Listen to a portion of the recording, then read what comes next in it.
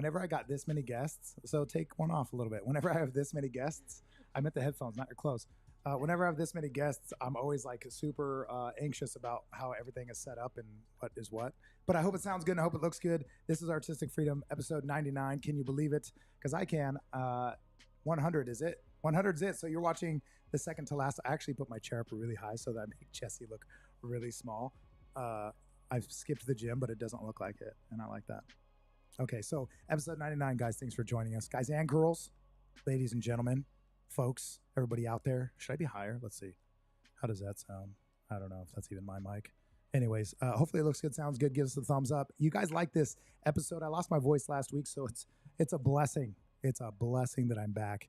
I am blessing you all with my presence. So thanks for being here, all 11 you at the moment. Send the thumbs up. Don't be silly. We have some guests in the house. I'm going to introduce them here in a second. I'm going to tell you guys what tonight's episode will be like. First, since it's 99, we are not quite celebrating yet. Okay, we're not going to have any alcohol. We're not going to have any guests. And yeah, we're not going to party. And definitely, like 100%, no music. We're not going to have music. We're not going to have sound effects and all the dumb shit that I usually do. No, God! It's just not going to be a typical episode. What we're going to do is be No, serious. God, And tonight, please, no! I actually got a guest No! on that you guys have met No! before. We'll introduce in a second. No! We're going to go over a trip I just had that me and this said guest went on together. We're going to go into it for a few minutes. I'm going to try my best. Actually, who should be my timer? I think Ambergram would be a great timer. If you guys didn't know, Ambergram is on the show. Let's see if I can do this correctly. Ambergram, say what's up. Hello, what's up? And we got Happy Wednesday. we got Ashlyn in the corner. She's hanging out. She doesn't have a mic. You're welcome. And then Curtis. Curtis is our guest for tonight. And Curtis and I just got back actually from Arizona to a seminar, and it was quite. Look at that foot in the scene. That's pretty cool. Just look at the foot. No, it's okay. I'm going to zoom in closer so you don't have to worry about the feet. People have to pay for that. Oh, yeah. No free Okay. feet. No free fees. No free feet. We don't do that. So what's up, Curtis? Thanks for being on here again. What up? And we're going to me and Curtis are going to touch on some of the things we learned and experienced this last week. We'll spend about 10 minutes, Amber. 10 minutes. You got it. 12 max. Okay, 15 at most. 20 if needed. 10 minutes. Got it. Okay, 10 minutes.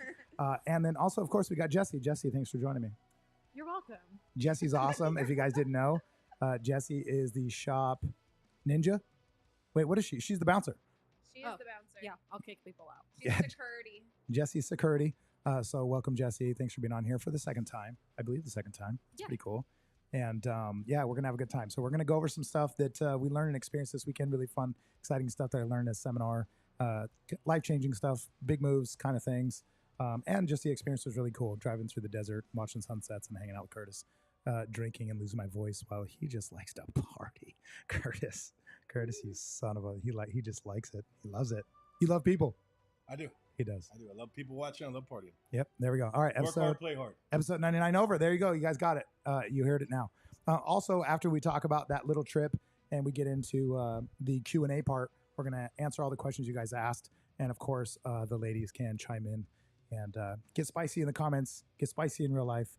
We're going to have some drinks. I did lie about that. I might have a cigar. Might have lied about that too. And we're going to definitely use sound effects because You are fake news. who doesn't love that? Oh, yeah. And we have music playing. So I lied about everything. Yeah, I should have told him I had no guests. you're a fibber. I'm a fibber. See, she's already calling me out. She's the bouncer. So you guys, thanks for joining me. If you have any questions after me and Curtis share a few things, go ahead and feel free to chime in and do that. But of course, as always, support us in the comment section in any way that you can. Please support a starving artist. I'm just kidding. Maybe I'm the starving artist. I don't know. I can't tell them to send us super chats because that's weird and rude, and I would never do that. And I would never tell them that you could send hundreds of dollars just to give me a comment. That's just super weird. So I'm not going to say that. But I am going to drink. So I did lie about that part. All right. So let's do this. Curtis actually is more prepared than me.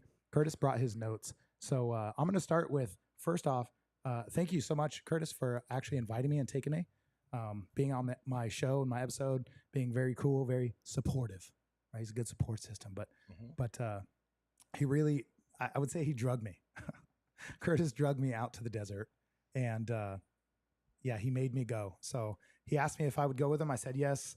And dude, I started noticing that I was feeling sick before we went. And I was already like, should I really be going to doing this kind of like event, this speaking engagement, watching somebody talk about life, motivation, business, and fitness success while I'm just getting over like 100-something degree temperature and lost my voice almost completely. And then I was like, dude, it's like almost day of. I don't feel good. This is a perfect way out. And then you called me, you're like, hey, you still want to go? And I'm like, of course I do. I can't say no. Were you actually considering backing out? I was considering it because I thought maybe you would have somebody that's like more interested than I, that, you know, maybe you didn't want me to go. I was getting insecure. I was doing the insecure thing. Really? But I also was sick. I mean, I was really like, I barely made it through, dude, that weekend that we had in the Clovis thing, the Clovis Big hat. Big hat days. Big Hat Days. I always want to say Clovis Fest, but that's stupid. Clovis Fest is in the fall. Right. Clovis Fest is fall. So anyway, Big Hat Days, I was already feeling it. And then I was like, dude, the next weekend after that, bro, I'm just going to be destroyed. But I went anyway. And even though I couldn't talk, even though Curtis drugged me to the clubs and he drugged me to the restaurants and he drugged me all around town. What's the short term for the designated driver? Is it DD? Is that what they call it? Yeah. You were a perfect DD. That's Double great. D. Yeah. Double D is what we're gonna call you from now on. I couldn't fucking drink. I couldn't barely eat. Definitely couldn't speak in the club environment. So that sucked for everybody, or for me and not Didn't everybody suck else. For me, No, Curtis was fine with it. He's Mhm. like rock and roll. Curtis, let me ask you something. So if you were to describe this event, like people that don't know nothing about it, they're just like, what's this shit Josh was talking about? Where'd they go? Why did they go to the desert? Were they cuddling in a hotel room somewhere? Tell people where we went, what we did, and what we got out of it a little bit. So we took a trip to Scottsdale. We went to an Andy Elliott event, which is a motivator slash sales teacher, inspire, all the above. And I'm sure it's different for everybody. For me, a lot of what we went over are things that I know already, but I need that recharge. I need to feel that energy in the room. There's how many people were there? 100, 200? Oh no, like 1,000. I need that energy. I need that recharge. I need to feel that vibe in the room, and that inspires me because I have to deliver that to another couple of hundred people every week. Okay. And I'm the guy they look for that. So sometimes I need that recharge. You know what I mean? And it's funny how things work because even though I know all those things, the way we work, we find one new piece of information and we let go of one. And we find something new and we let go of another. It's like we replace it. Yeah. And then when you're around somebody that brings these old things up that were working, we don't know why we stopped using them. You're like, fuck, I don't know why I ever stopped using that. That worked. So for me, it's a big refresher. It's a big recharge. It's a reset. And then we get to enjoy the weekend on top of that. True. And that we did. And that you did. So when it comes to the event, the Andy Elliott event, I noticed right away too, the same thing, that there was nothing being said that I haven't heard before, that I didn't already believe. And nothing really rubbed me wrong in regards to my philosophy. Like this event was really, like I said, about business success, life coaching, mentoring. I mean, really just about life success, not just fitness and business or making money. And these guys were very motivational, right? Which is nice. Mm-hmm. I find that in my life, I don't necessarily always need motivation, but I definitely could use it, right? It doesn't hurt. It don't hurt. A nice little shot of it. But what I did get out of it, and what I wanted to kind of touch on too and see what you thought, Curtis, was two things I took from it that were very, very significant that I didn't expect at all. And spending the time, the money, and the effort to get there, these two things that I recognized and that I experienced at the show were absolutely worth all of those seconds, which is why we actually signed up for another class and are going back in October. And we're going to do it again, even bigger technically, is because when I sat there in that room and I saw the team camaraderie, I actually shared this with the girls like the day I got back because I was so pumped, and I'm still actually pretty pumped on it, is seeing the team effort that they all put together. Every time this guy's team, there was about, I'd say 30, 40 employees there working the event, and you could tell which ones were working there. You know, you could tell who the team was. You could tell that every time they passed each other, they acknowledged each other, even if they did it every 2 seconds, 20 seconds, randomly. They always fist bumped or elbow nudged or patted on the back if they snuck up behind, or, a peace sign, or just a smile at each other and at the crowd and the rest of the crew. But I just noticed like almost like a family, right? Like a deep seated family. And I thought that was cool because I try, Jesse, I really do, as much as it doesn't seem like it.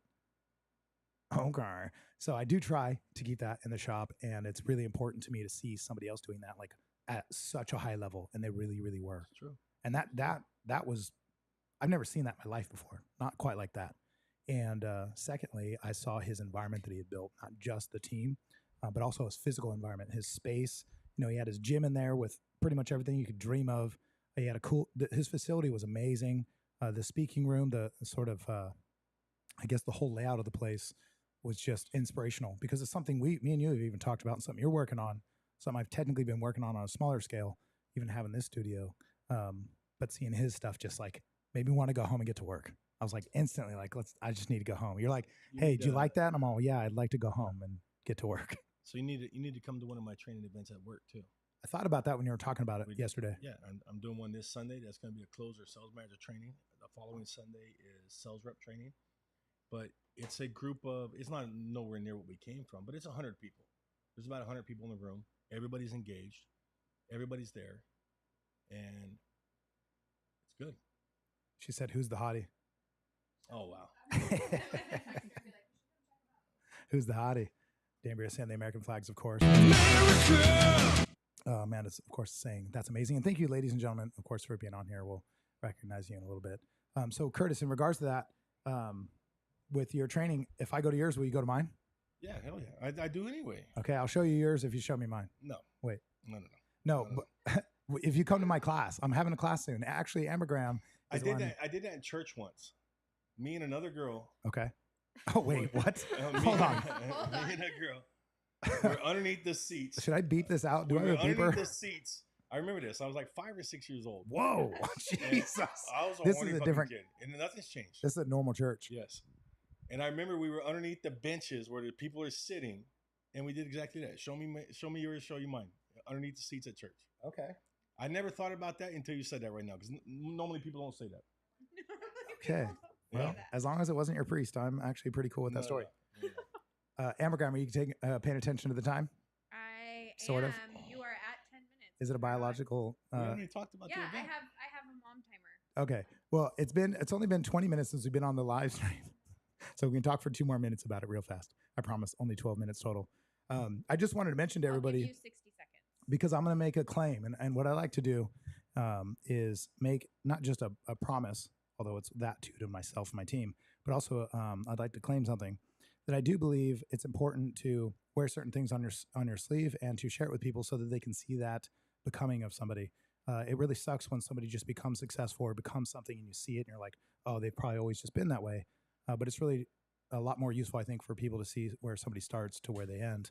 For the people that saw me open the business, for example, and get up out of my own little shack in my little safe space and then open a business, they've got to see an evolution of me.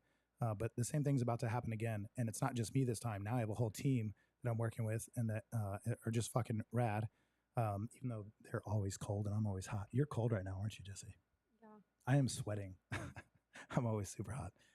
But the team is awesome and I appreciate all of them. And so the claim isn't just about me anymore. Now it's about the team. And I look forward to seeing where we're going to go, but I promise big things. One of them is a bigger facility, bigger events, and a lot more opportunity when it comes to the businesses that we're all engaged in, whether it's tattooing, piercing, or just growing the business in general. And everybody's super behind it too. Like I just have some rad people, thanks to Jesse, Ambergram, everybody that kicks in and really kicks ass actually. So I thank you for that. And then also you too, Curtis, I just want to say that and you've said this when you first met and still say it today, that you can see something in the future us doing together. I think we're already doing it. I think it's already happening. It's already developing. We're watching it firsthand. And I want everybody to see it because even though this is episode 99 and 100 will be the end, at least indefinitely, until we figure out what we're going to do from there. You're going to see a new revised High Sierra Tattoo Co. You're going to see a new revised Joshua Ray Farmer. You're going to see our team change when you witness that. You don't have to acknowledge it necessarily, although that's fine too. But you're just going to see it. And I want you guys to know that having a team, having people on your side, again, the people in this room and others, is so important. If you try to alienate yourself, speaking to Josh 5 years ago, you're shooting yourself in the foot. A lot of people want to be business owners, tattoo artists, piercers, whatever. I work in this industry. And if they were to say, like, what's one thing I could do to help myself more, it'd be like, just get the fuck out of your shell. You're never going to develop in comfort and you got to get out. So I just did a post on that recently too. The saying self-made, there's no such thing as self-made. Everybody needs people. 100%. I think when people say self-made this, something like that, you're being very conceited right there because nobody could do anything without other people involved. It's just the way it is. Yeah, you're 100% right. 100%. And again, Curtis, I'll say this live. Thank you so much for dragging me down there to the desert. We're going back again. It's going to be bigger and better. And I appreciate you tremendously. You got to drive my car more than I did. I did. What did I drive? I drove it there and back. You drove a rental car. I did. I got to drive your car, and you drove a rental car. I drove a Nissan Altima, and Josh drove a Lamborghini. Hey, you looked good in that Altima, bro. You rocked it. Thank you, bro. Thank you. You know, you were comfortable. It was comfortable. It's definitely more comfortable. Hey, if it makes you feel better, dude, I was super uncomfortable. There was barely space, no headroom. You know, he's hard to park. It's awesome in the sunsets. Is that true? Yeah, it's true. It's just an absolute monstrosity of a car. Ambergram again. How many tickets do I have coming in the mail? I think we're 3, at least 3. Well, 2 of them are yours. 2 of them are you're getting your own tickets. You already told me. Ambergram, I think our time is up. Am I correct? Correct. Okay. So that's it for the event. If you guys have any questions, go ahead and ask them, of course. But I'll do my best to pay attention to the comment section, but I can't pay attention to all of it while I'm entertaining the folks. We're going to have a good time tonight, have a couple drinks, and get into it. So here we go. Q&A. I'm going to ask you all a question first. You guys can answer. I'm going to start with Curtis. We're going to go all the way around, so think of your responses. I want to know, what is something that if you didn't have it in your life, there's no possible way you could be who you are today? It's something or an event or an environment or a person, whatever it may be. I mean, now, it's going to sound weird, but I mean, for me, it's my wife. Seriously. I mean, super weird. It is because she just balances me out. She balances me. You know what I mean? I mean, I've been successful for a long time, but that's exactly right. No, it's cool. It's cool, actually. Trust me, everybody watching this is pumped that you said that. She balances me out. You know what I mean? She balances me out. Trust me, everybody watching this is pumped that you said that. She balances me out. You know what I mean? She balances me out, and it just works. Yeah, I think if I didn't have her, I'd be a fucking idiot right now. Trust me, I'm an idiot. You don't see me when I yes, I wasn't. I'm not going to chime in on that, but I'm glad that you said that because that's an every night event. I think that's cool, and she is an awesome person, so that's obvious that she has that side of you. Keeps you in check. Exactly.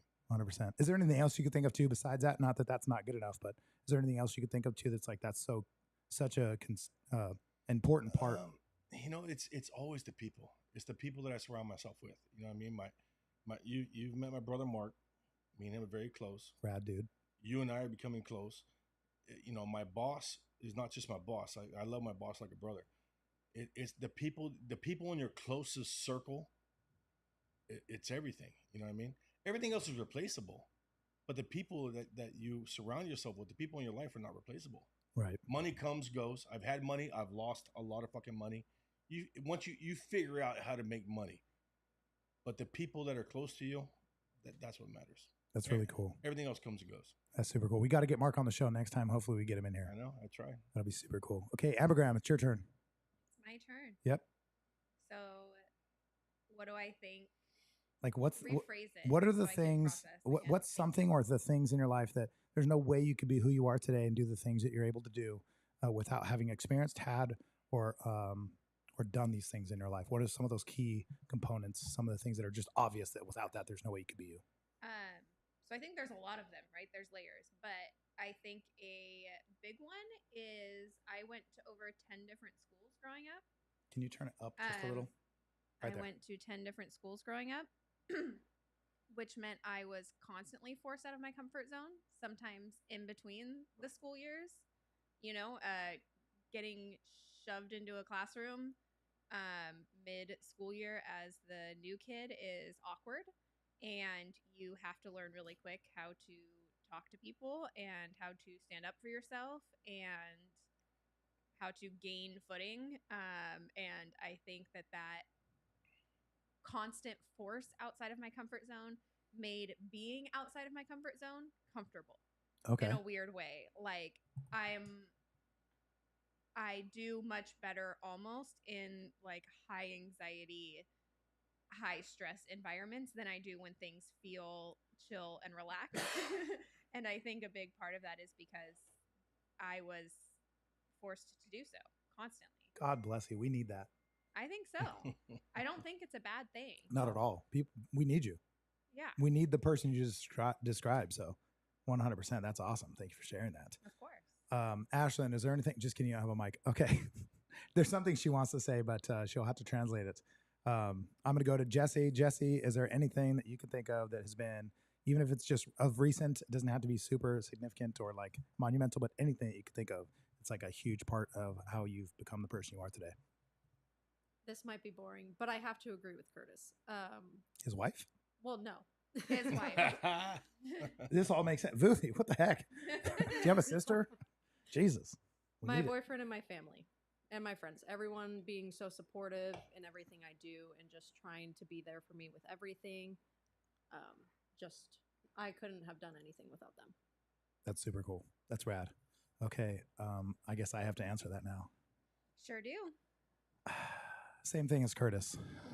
also His Vuthi. wife. Same thing as She's Curtis. amazing. Yeah, well, I mean, actually, I will say that without, if he's admitting it that he wouldn't be the man he is without her, then I thank her too, because I appreciate Curtis. I actually have said this many times, I but think her too. I'm just going to thank her for that very reason, because Curtis has been a monumental part of my last year, and I appreciate it. Curtis is the reason why Amber's here. Curtis is the reason why. No, I guess not why. And kind of, because look, Curtis has a huge impact on the person that I've been working on being this year. And one of them is paying more. He talks about leadership a lot. He talks about training with his team and stuff in car sales, but also seeing him and his wife and the people he's around. It's just been not just inspirational, but just something to learn from. The way his brother talks about him. You guys saw me drilling on Mark's throat just the other day. That dude's pretty much a savage the way he takes it straight to the fucking neck, dude. That shit's hard, but He is a savage. he is a savage. Really is. And the way he also speaks of you. So I'm thankful for them too. I'm actually thankful for the people who support the people who make my life incredibly better. That's who I'm thankful for. Well, it's funny. I don't know if it's funny or not, but I've trained on this too. And a lot of people try to focus on, when you become successful, your mindset is you want to prove so many people wrong. And you hear people saying that, like, I'm going to prove my teachers wrong and da-da-da. And I had all those negative people in my life too. I'm more focused on proving people right. Okay. The people that believed in me, you know what I mean? The people that believed me 20 years ago when I told them I'm going to be successful, when I told them I'm going to stop the chain of the Riggleman family and all that, and the people that bought into it and believed it, I have to prove these people right, because they turn around and said it. They've told other people, yeah, Curtis is the guy that's going to do that. Curtis is the guy, because they believed me. So proving people right is a big motivation. You know what I mean? That's cool. It is. Sometimes you get more focused on that. You get to a point where you don't want to let any of these people down that believed what you told them. Right. You know what I mean? It's Interesting. weird. Yeah. Ambergram, I'm going to need your help here in a second. Okay. I'm going to read this real quick, and I want your response, since you're obviously a tight-knit, close part of the team, integral part of the team. Everybody in here actually is. He says, Josh never comes off creepy managing a team of women. It's because he doesn't hang out with us. Because he was kind of raised by women and treats people with respect, and I just think that's how it should be. And he's probably talking about my 6 sisters, my mom, my stepmom, and then, of course, just me and my stepdad. So, but do you have any comments on that at all? Me? Yeah, because turn, I always right? feel bad responding to Okay. that Okay. exact. Yeah, no, for sure. Like, in all honesty, it's a super comfortable environment. And even our clients, who are, a lot of them are women, right? Feel super comfortable. Even this girl that I've pierced now quite a few times, she came in one day when no one else was there, and she even commented, like, you guys all seem so happy and comfortable. And usually when you go into this type of environment, that's not the like initial vibe that you get. People are either standoffish, or like you can almost feel tension between artist to artist and from the person at the front desk, like not wanting to help because it's not her client or his client or this or that or the other thing.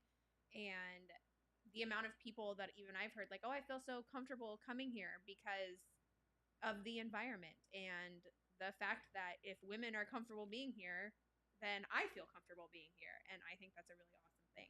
That's cool. I'm going to let Jessie, since she's not always as kind to me. She's the brute. She's the brute. She's the bouncer. She's the tough one. It's true. You're tough. You're tough. I mean, mean. I didn't want to say it.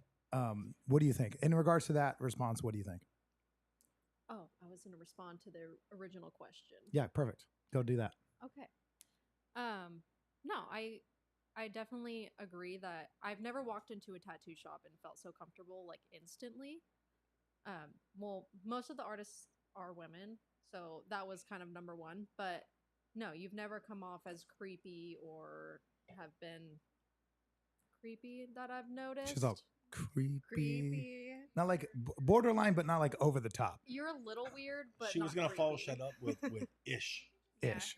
Uh-huh. Yeah, weird is Weird is- different than creepy. Yeah, definitely weird. weird. Weird is different than creepy. Thank you so much. You're welcome. This is so cool. I appreciate you so tremendously. But it is nice to hear that, and it's not because honestly, sometimes I feel like I'm almost trying to be like, look at me, I can work well with women. It has nothing to do with that. I just look at it as cut and dry. This is a professional environment. I don't think a lot of people do handle environments like that very professionally, and it's not just something I pride myself in. It's something that I enjoy doing because as an artist, as an actual creative person, I want to see people do that. Like when Jessie tattoos within her first couple of days, just being in the shop or even first month or so, and seeing her do certain tattoos, but then like branching out and trying harder and doing more. And like, just, I could see you being in the shop. I've been able to witness your evolution so fast in regards to what you were doing before to the stuff you're even trying and doing now. And seeing that is like, that's what gets me high in life, is seeing that. Like Amber Graham is absolutely the killer she claims to be in regards to how she handles people and environments, and seeing her just utilize her skills and the tools and knowledge and experience and just kill it is like, dude, it's everything. It's like, you guys know when I talk about the other girls too, like Midna and Peach and everybody that, and even Lele, their skill set, like when I see what they can possibly do and like seeing them do it, it's just, that's what it's about. It has nothing to do with the fact that it's girls, which is, I won't deny, I would say is probably obviously weird to some people that don't know us, but let them get to know us and they'll see that it's not a big deal. But it is definitely something I get a little bit of pushback on time to time. Not often, but Mikey, I've known Mikey since we were like basically born, and he knows me well. He also knows the way I treated women when we were kids, so it's pretty vouched for. But anyway, enough about me. We'll get into the comments and then also get to these, unless anybody else wants to touch on that for a second. Crowd, would you say crowd shopping? I was like, what? I'm crowd shopping? Proud shop dad. There you go. That's cool with me. Big bro Josh. Big bro Josh. Natalie says, Josh is respectfully blunt. Thank you, Natalie. I appreciate it. Mikey says that she noticed. Creepy. Okay, let's see here. Amanda's saying, been a client of years and always felt safe and respected. It's awesome. Amanda's awesome. And thank you, Amanda. Natalie, Amanda, Brody, everybody that's on here. Mikey, of course. Homie Mikey, little Mikey, little bro. Amanda. All you guys for being on here. I don't know if my sister's on here. She should be. Vuthi, of course. You guys, ladies and gentlemen, thanks for enjoying us. Kim, absolutely, no doubt. You can absolutely shout it out. Don't ever be sorry about that. We love Kim. We do. Love you, Kim. Everybody loves Kim. And Dambria, of course, the OG, the most purchased person of purchased. Purchased person of merches did. I tried. Purchased the merchant. Yeah, she merchanted the person of the persons. So, anyways, thank you, Dambria, for all your support. This is funny. Dambria says, you're like the one man on an island with 9 women. No, I'm nothing like that guy, and that has nothing to do with this in regards to that conversation. It was last week's episode. I don't know what we were talking about. Okay, good. Because last week I said, think about an island with 10 people on it each, and one of them is a man and the other 9 are women, and then another island where 9 are men and 1 is a woman. Which one is going to last the longest? And which one's going to ensure the existence of the human race? Anyway, we don't have to get into that, but that was 9 what she was. women. Yeah, that was what she was referring to. Somebody was saying 9 men. I'm like, that wouldn't assure the existence of the human race. No, The it'd human be race would chaos. end. Annihilated. Yeah, Quick. we'd kill each other. The woman probably wouldn't make it. She'd be torn apart between 5 different men. Anyways, And Mikey had a question for you. let's go.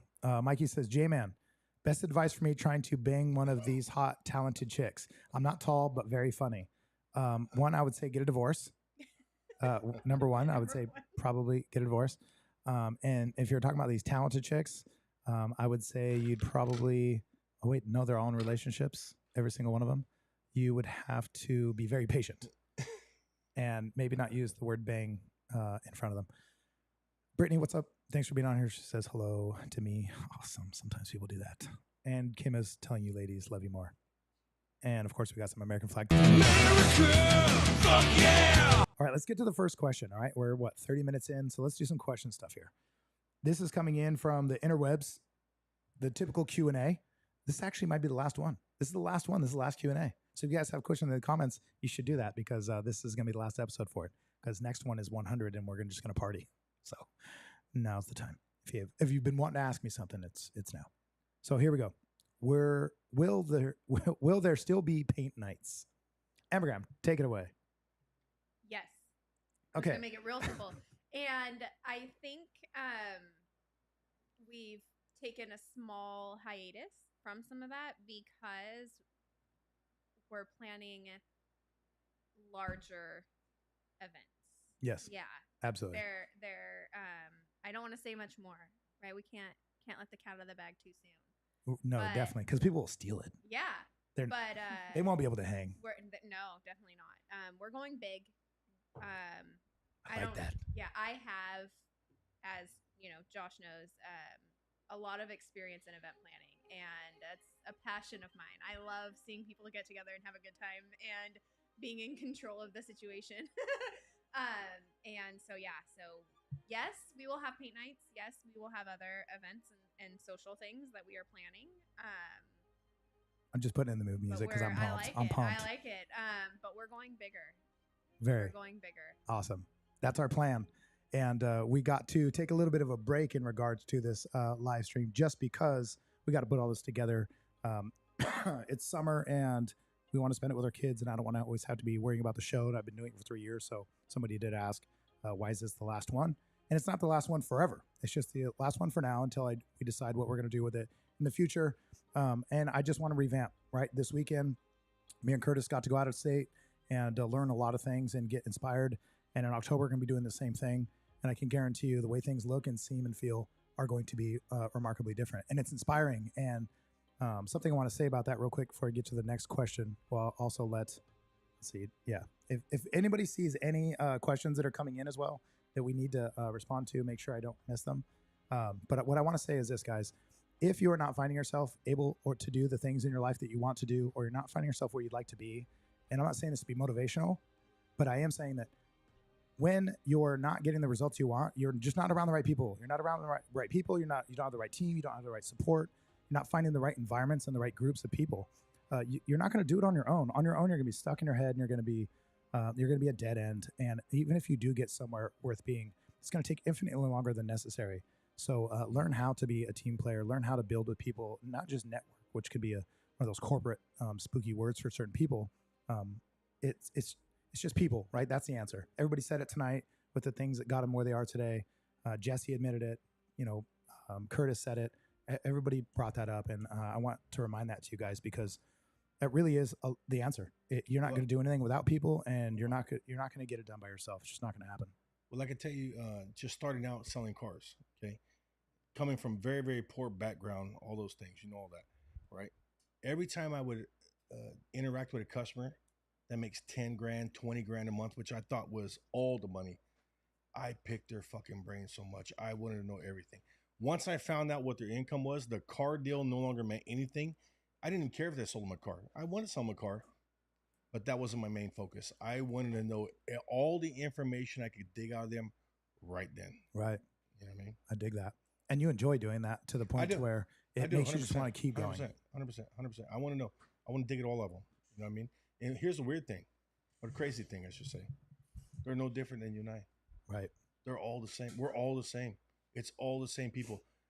Most of the time, they took a risk on something that others weren't willing to risk, and that's it. Right. They took a risk or two. They did a couple things that were uncomfortable, and that's it. So you're saying that they're not necessarily any more special or gifted than anybody else? No more smarter, no more special, no more talented, no more anything. I dig that. They just took a risk. Right. And I think that's what it is too, is people put themselves out there, because what a risk is putting yourself in a position. Did you guys notice Jess just disappeared? She's gone. She'll be back. But people, they're just afraid of the uncomfortable situation they're going to be in, the fear that kicks in, right? That everybody's familiar with that. And that just keeps them held back. And I've noticed that in the past too, that I'm afraid of something. That's what keeps me from it. And then I'm like, what, dude, that's the only way you're ever going to develop. So go towards it. One of the notes I made, I was kind of curious what people thought about it. It was something we picked up this weekend. Let me see how I wrote it down here. By the way, I got to mention Justin. Thanks for being on here. And he sent us a nice little gift. Of course, I always appreciate that. Super rad for the super chat. Look at that. $50. Super sick. Super sick, Justin. Truly appreciate it. But one of the things I wrote down right here, the fear of what others think will hold you back. Always. And a lot of people won't take the risk just for that. They're so scared to fail. They're so scared what people will think. They're so scared of what their how their friends and how they'll be viewed if it don't work out that they won't even take the risk. They won't take the chance. That's interesting you say that because oftentimes when people aren't experiencing or getting the results they want, what I do is I look at them for the sake of trying to understand myself, right? Like a mirror, trying to look what they're doing, and what I see is like I've done this actually probably more with you in the last year than I've done with anybody else I've ever known, which is probably why I enjoy being around you so much. Is you'll say things and I almost kind of feel like behind the scenes, this too. Like you're just like, okay, when Josh is ready, he'll come around. But you'll throw things out there, what I should do, what I could do, what are the opportunities, what are the options, what are some moves I can make, and you don't push it. You're not like you're an idiot or you're not coming down on me because you also know that until I'm ready and understand that that's something I do need to do, I'm not going to do it because people aren't going to do things just because you tell them to. They're going to do things when they're ready to, and a lot of times people aren't going to be ready because they're never going to accept it. That's the limitation for them, that fear or that worry or that. And sometimes ready and fear get mixed together too. You know what I mean? It's finding that happy medium. You know what I mean? If I could push you out of your comfort zone a little bit because I know it's good for you, but not push you to the point where you don't want to answer my call, right? Then of course I'm going to try. You know right. what I mean? Because it's just I had to do the same thing. That's a good thing. Someone had to help me. That's good. So would you kind of say it's like just being real with someone, right? It's just like saying, here's a problem, or here's an opportunity, here's something you could do. Yeah, opportunity, not problem. Yeah, and it's an opportunity, and you would a lot of people think you're not a friend if you bring up something to somebody that's going to hurt them, but would be good for them to do or try or change. A lot of people don't realize that you're no good friend if you don't bring it up to them, right? Like you have to bring that up to them and say it to them. And what's weird too is when you've been gifted things that you probably didn't earn, or maybe you shouldn't have had for whatever reason, and you have this ability to help other people, you have an obligation to, especially when you care about somebody. When you see the potential in somebody, you want to help them maximize that opportunity. So there's things that you are familiar with that you have done that I'm not. I never thought about podcasting before I met you. You're the one that convinced me to shoot my first video. Now I'm all into it. Now I want to help as many people as I can because I could touch many people online. Good. Right? And there's things that I'm good at that I've learned over years that you're not familiar with. So you feel obligated. You want to bring people up. That's good. That is a rare quality. That's a rare quality. It's not that common. I would actually say that in their own little ways, like even Ambergram over there in the corner, she's the same way. She wants to see people do well, and she's not afraid to hurt your feelings, but she's really tactful in doing it. But if she has to just be blunt, she will. And I appreciate that because I need that. So thank you for that. I think I agree with him. If you truly care about someone, that's what proves you truly care about someone. True. In all honesty, everything else is you being a little bitch. Like I like it. This is me being blunt, right? This is the blunt Amber. But yeah, any relationships with family, friends, etc., like you need someone who's going to tell you the hard truths, and you need to be that person for other people too. Yeah. Like you have to, or no one's going to get anywhere. Literally. Yeah, it's really worth it because also, what would you say about the experience on your end? Like, as Ambergram, how does it feel to know that you're that person for people? Because you might hurt people's feelings, they'll leave forever, or you might hurt someone's feelings and they change forever for the better. How does that feel, like for you, like as a person? It feels like I'm being true to myself and that I'm actually sharing the love and consideration and care that I have for people. That's cool. It would feel like it would feel like I was lying to myself and lying to others if I didn't, and that doesn't feel good. Sure. I don't like that. I'm sure we've all been in positions where we've maybe wanted to say something and didn't at first, even if maybe we came back to and decided to say something, but that gut feeling that you get that tells you like, oh no, like it feels dirty, for lack of a better word. Like it feels like you're being a crappy friend or a crappy partner or a crappy family member. If you see someone losing it or falling apart or doing something, it's just going down like it could be anything from like you're treating people bad, you're losing your relationship, you're losing your health, your fitness, whatever it is. Mm-hmm. It's like, dude, come on. Like What's up? Yeah. What kind of friend are you if you just don't say it? I just think that's terrible. I don't think you're a friend. I think you only care about yourself and not the person that needs to hear the truth. Exactly. It's cool. I like that. I don't know why we got onto that topic in regards to paint night, but we got to one question. That's how we got there. Yeah, we got to one question. Let's see if we can get to more. Tonight would be a really long night if we just all, I guess, shared as much as we could because it would never end because this is some serious genius in the house. Jesse, this question's for you. You ready? No. But go ahead anyways. Perfect. No. That's the right answer. What kind of adventures do you have planned this summer? What kind of adventures do you have planned this summer? Personally or for the shop? At all, just in general. Any ones you're willing to share. You have to tell everybody your business, where I'm going to be, Tahoe on the 24th. Camping. Yeah. I need to go camping. I've been itching. I need to go back in the mountains. Just That's what she said. be outdoors. Oh, yeah. Have you thought about renting a cabin? Yes, she has. So you're telling me there's a chance? Is that what you're saying, Curtis? I know somebody has a nice cabin for Okay. rent. We need It's it. better. It's better than camping. We need it in the summer with a boat and 2 jet skis. You know a guy? I know someone. This is gonna be great. I don't need a cabin though. I just need a tent and I need to go outside. Well, we are doing that. We are doing that. Yeah. We're doing that for That's all sure. I want. And Yeah. Vegas. But nobody wants what they need. They want what they want. That's true. They just want what they want. Yeah. I I agree. need insurance, but I don't like making the payment. Yeah, it's not fun. That's fair. Ambergram, Yes, sir. are you excited to camp? I'm so excited. Are you kidding me? I'm fucking super pumped. But I asked you the same question. Are there any, or what kind of adventures do you have planned this summer? So camping. Yeah. That's a big one. God, I love your guys' answers. And it's not so much the summer, but I am going to go see my mom and my dad in Montana, which is really exciting because it'll get me time away from California and space again outside. Right, that's the big part. Is just like the idea of being so close to so many things outside Super and to cool. get my kids outside where they belong. I'm super excited. Kim says that's my kind of camping. She's talking about the cabin. Kim, you can totally come with us.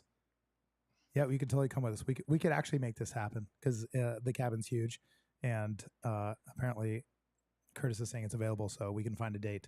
This will be really cool. I super need a cabin, she says. Curtis, how about you? Do you have anything planned for the summer? Any epic stuff? Actually, I know you have some things planned up, but I don't know if it's summer. No, man. The summer's where I make my money. Why I'm does going to be grinding out this summer. I'll take my time off in October. That's when we slow down. Okay. So when we go to Scottsdale for the next trip, I'll extend that to my vacation. But the summer is my money. I feel you. Is that just because car sales or sales in general? Yeah, car sales, longer hours. You know, sun don't go till 10 o'clock. That gives Right. more opportunity. That's true. So from May to September, you know, that's money months. I got to focus on that. That's cool. Awesome. Yeah. Ashlyn, do you have any plans, any exciting things that you can tell us about and I can translate? So hiking. So outdoor stuff. Everybody wants to do some outdoor stuff. Wait, waterfalls out of state? Nice. Waterfalls out of state. You know we have the tallest waterfall in the United States. I want to go see it. I just think it's kind of cool that we have it. It's just, it's ours. We have it. I think I think it's the tallest waterfall in the world. Where? Isn't it? Can you look that up? Yosemite. Isn't it the tallest waterfall in the world?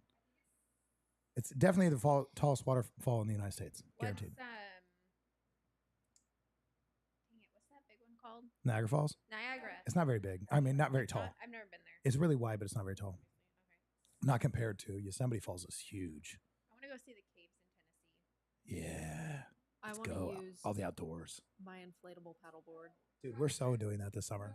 I already inflated it and went in circles around my parents' pool. I'm ready to use it. She's small enough that Alright. she could be in a kiddie pool. She met the kiddie just pool. paddling away. She had to blow up the pool before she blew up her paddleboard. She blew up the pool, and then she blew up her paddle. Her paddleboard is a popsicle stick. It's a blow up popsicle stick. It's a short joke, Jesse. It's okay. You rock it well. That's funny. So the adventures, everybody seems to have adventures. That's awesome. My adventures are your adventures. So you guys now know what I'll be doing. So that's pretty exciting because Are you guys lots of outdoors. closing down the shop during the summer? No, I got to work. Okay. Summer's it. Everybody's talking like the tattoo shop takes a summer break. Oh no, dude. 3 days. Because I have an appointment in May and June. Is it He's like, an "Are you guys empty- shut No. down?" Oh, the door's locked? Yeah, we're doing that at the cabin. Your appointment. Okay. We're going to be doing a camping trip for 3 days, but it's over the weekend, so really we're only missing 2 days. The shop will be shut down on those days, so pardon us, but we do have a life too twice out of the year. Okay, so adventures, we got that one. What's missing in life is the next question. Something you haven't achieved yet. I can't even answer that. Curtis, can you take that away? What's missing? It's because missing isn't just because you haven't achieved it doesn't mean it's missing. I don't even answer that, man. Yeah, I don't either. I just continue growing, man. I used to chase like an end goal, and then I found out that there's no end goal. So you just keep going. You just keep going. I don't Right. have a particular thing I want. I just want everything. I want to accomplish as much as I can accomplish before I'm done. I want to leave an impact. Cool. Whatever that is, I don't know yet. So what's missing? Right now? Yeah. I don't have a whole lot of things missing right now, dude. Let's say this. Maybe a better way to put it is what's something you need to do right now or learn or get better at for you to achieve the things you're working on for Public speaking. Okay. I want to get better at public speaking. I need to increase my vocabulary. I have a very small vocabulary. I have a 7th grade education. So the one thing that separates the high, the people that are really good at public speaking is their vocabulary. They just have more words. I don't like to read, so I have to figure out another way to get that done. But I wanted to give him a little clap for that because you admitted it, and most people won't because they feel like, how many people say, "Oh, I read all the time," or "I've read this and that," or "I read every day," dude. I don't give a fuck. What do I care for? What do I care? I don't care. By the way, reading in today's world, I think, truthfully, because I've done a lot of reading in the past, and I learn a lot more at this stage of my life because I have so much to do always, and I want to do these things that I'm doing. These are all my projects I've decided to do. It's not like somebody's telling me you have to do this, this, and this. These are things I'm working on because I want to. Mm-hmm. Like, I love when people tell me, "Oh, you never responded. You don't call me back, or you never text. You're so hard to get a hold of." Well, that's damn true. Yeah, it is. It is. But I like when people say that to this degree because I'm doing the things I want to do. I'm busy working on the things I want to build. And it's not like I'm out here doing shit I don't want to do. You know what I mean? So it's actually kind of cool that I must really be enjoying it because we're fucking doing it. I'm going to call the shop when I got to get a hold of you from now on. It's the best way. It's the best after way. 4, Monday, Tuesday, Thursday, Friday, Saturday. Just to let you know. In case you go Send get an hold of me. email in May. Yeah. I'm glad you said that, though, with the missing part. Does anybody else, Abigail, can we take it away with you? Is there anything that you feel like is missing right now for you to achieve your, say, next level or next steps? Just more experience. With? Everything. Okay. Right? Like every single person you talk to, every single person that you meet, every experience that you go through, as long as it's a new experience. So maybe that's the thing, right? Like new experiences teach you new things. Mm-hmm. And sometimes it takes a while to even realize what that experience taught you. And That's cool. That's where I'm at. I dig that. How about you, Jesse? Yeah, experience and money. Money's cool. I could use some more of that. Money's awesome. Oh, same. Couldn't we all? You know, We all just need more money. well, I can Curtis. experience more if I just had more money. Curtis actually has a really cool thing he's told me the last couple times we hung out about money in regards to what it could do for you or what it does to you in your experiences. Do you remember what that was, Curtis? Are you talking about when you said you want to save for something? Yeah, you were talking about like different levels of money and how it's Oh, you're talking about my uncle. like you're just broke at different levels. So when when I first started earning money, real money, my uncle made me aware who I thought was filthy rich. He's in real estate, and growing up, he was always the rich uncle. And then he made me aware that he's broke. Mm-hmm. And he said, "Curtis, you're always broke. You just broke at different levels." He goes, Interesting. yes. And he goes, "Now, don't get me wrong. I enjoy being broke in the house I'm at versus the house I was. But you're always fucking broke. You just broke at different levels." True. And you don't understand it until you start getting there. I appreciated you saying that because sometimes I'm like, okay, I'm trying. You're always fucking broke. I'm always trying. I'm Yeah. like, when am I going to get there? And I'm like, dude, I'm way farther than I used to be. Come on. Like, this is awesome. Like, I don't have to worry about being hungry anymore, paying rent. Like, I remember when I was younger, there was times where it's like, I don't know if I can make it, dude. Like, this might be it. Well, think about it. You know, they say like you want 6 months in the bank for reserve. Okay, when you make when your bills are $3,000 a month, you know, in 6 months now you got to figure out how to get 18,000. That's a lot of fucking money, right? Now you're making money. Now your bills are 20,000 a month. You know, now I got to have $100,000 reserve in the bank. That's a lot of fucking money. Yeah, no matter what, it's gonna. You're keep always going. fucking broke. That's You interesting. just broke at different levels. You know what Jesse, I mean? The money has to continue to come in. That's the bottom line. The money has to continue to come in. I dig that. Oh, 100%. More money you make, more money you spend. Your level of life raises with your income. Yeah, your lifestyle raises with your income for sure. You just broke at a new level. So Jesse, you want to make more money. If the money stops, you're in trouble. But you just want more responsibility and more bills, right? No, I just want more money. Because the more money you have, the more you're going to spend, right? Like that's how it works. 100. But it's still good too. Like it's a bit of a conundrum though, because you still want more money. What do you want to be broke at?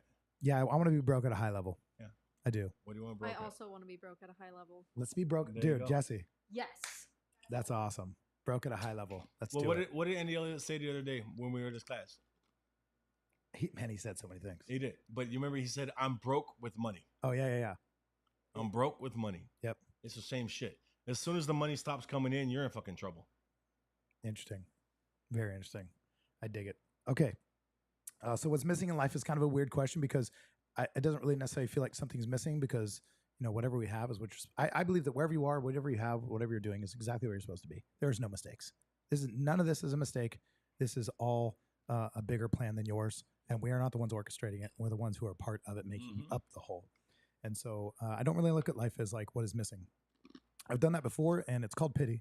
It's called sorrow. It's called feelings. It's called selfishness, right? You're completely self-absorbed, and what's missing? That's just not the way I look at it. I don't like. I choose to not look at life that way anymore. I look at it as like, what's the next skill? If what you're asking is what's missing is what's the next skill I need to learn to get to the next level? Okay, like you said, public speaking. I need to learn how to manage my time better and learn how to recruit the types of talent I need to get more of the content and more of the stuff I'm trying to build out.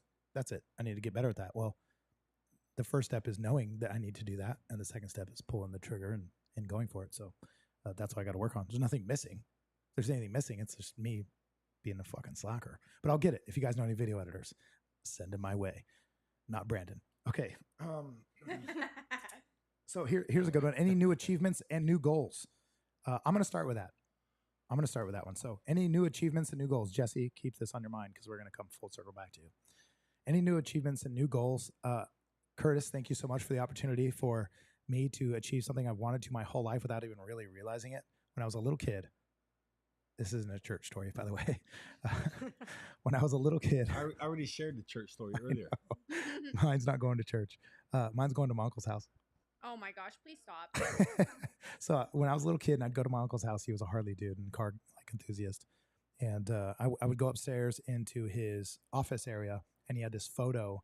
And it was like those ones that just reminded me of the ones you get at the fair where you throw the darts at the balloons and you win. Yeah. And it was a Lamborghini being pulled over by a cop Lamborghini. And it was a hot chick cop. And there was a girl. I think that's a pretty famous photo. I think it is. I think I've seen that photo. I think it is. I think it was really popular It's in the a 90s. poster. It's It a is. poster. Yep. Yes. And so there was a hot chick in a red Lamborghini or white. I don't remember. I think it was red. And then a hot cop chick in a Lamborghini Yes. pulling over, and it said, "I can't drive 55." My whole life, Curtis. And it was in the desert too. It was like out in a field, desert, like barren area. And it was just a fantasy, right? Like every boy's fantasy, 2 hot chicks in a car. But anyway, without you, that wouldn't have came true this last weekend. So I appreciate you because I got to drive a Lamborghini through the desert and it was awesome. So thank you very much. Just wanted to say that straight to you. You told me you kept that shit under 55. 155. I said 155. Where do you take the car up to? No. Okay. So Ambergram, or actually, no, let's go to Curtis. Let's get him distracted. Any new achievements and new goals? I got a lot of new goals. We're building Venue 65 this year.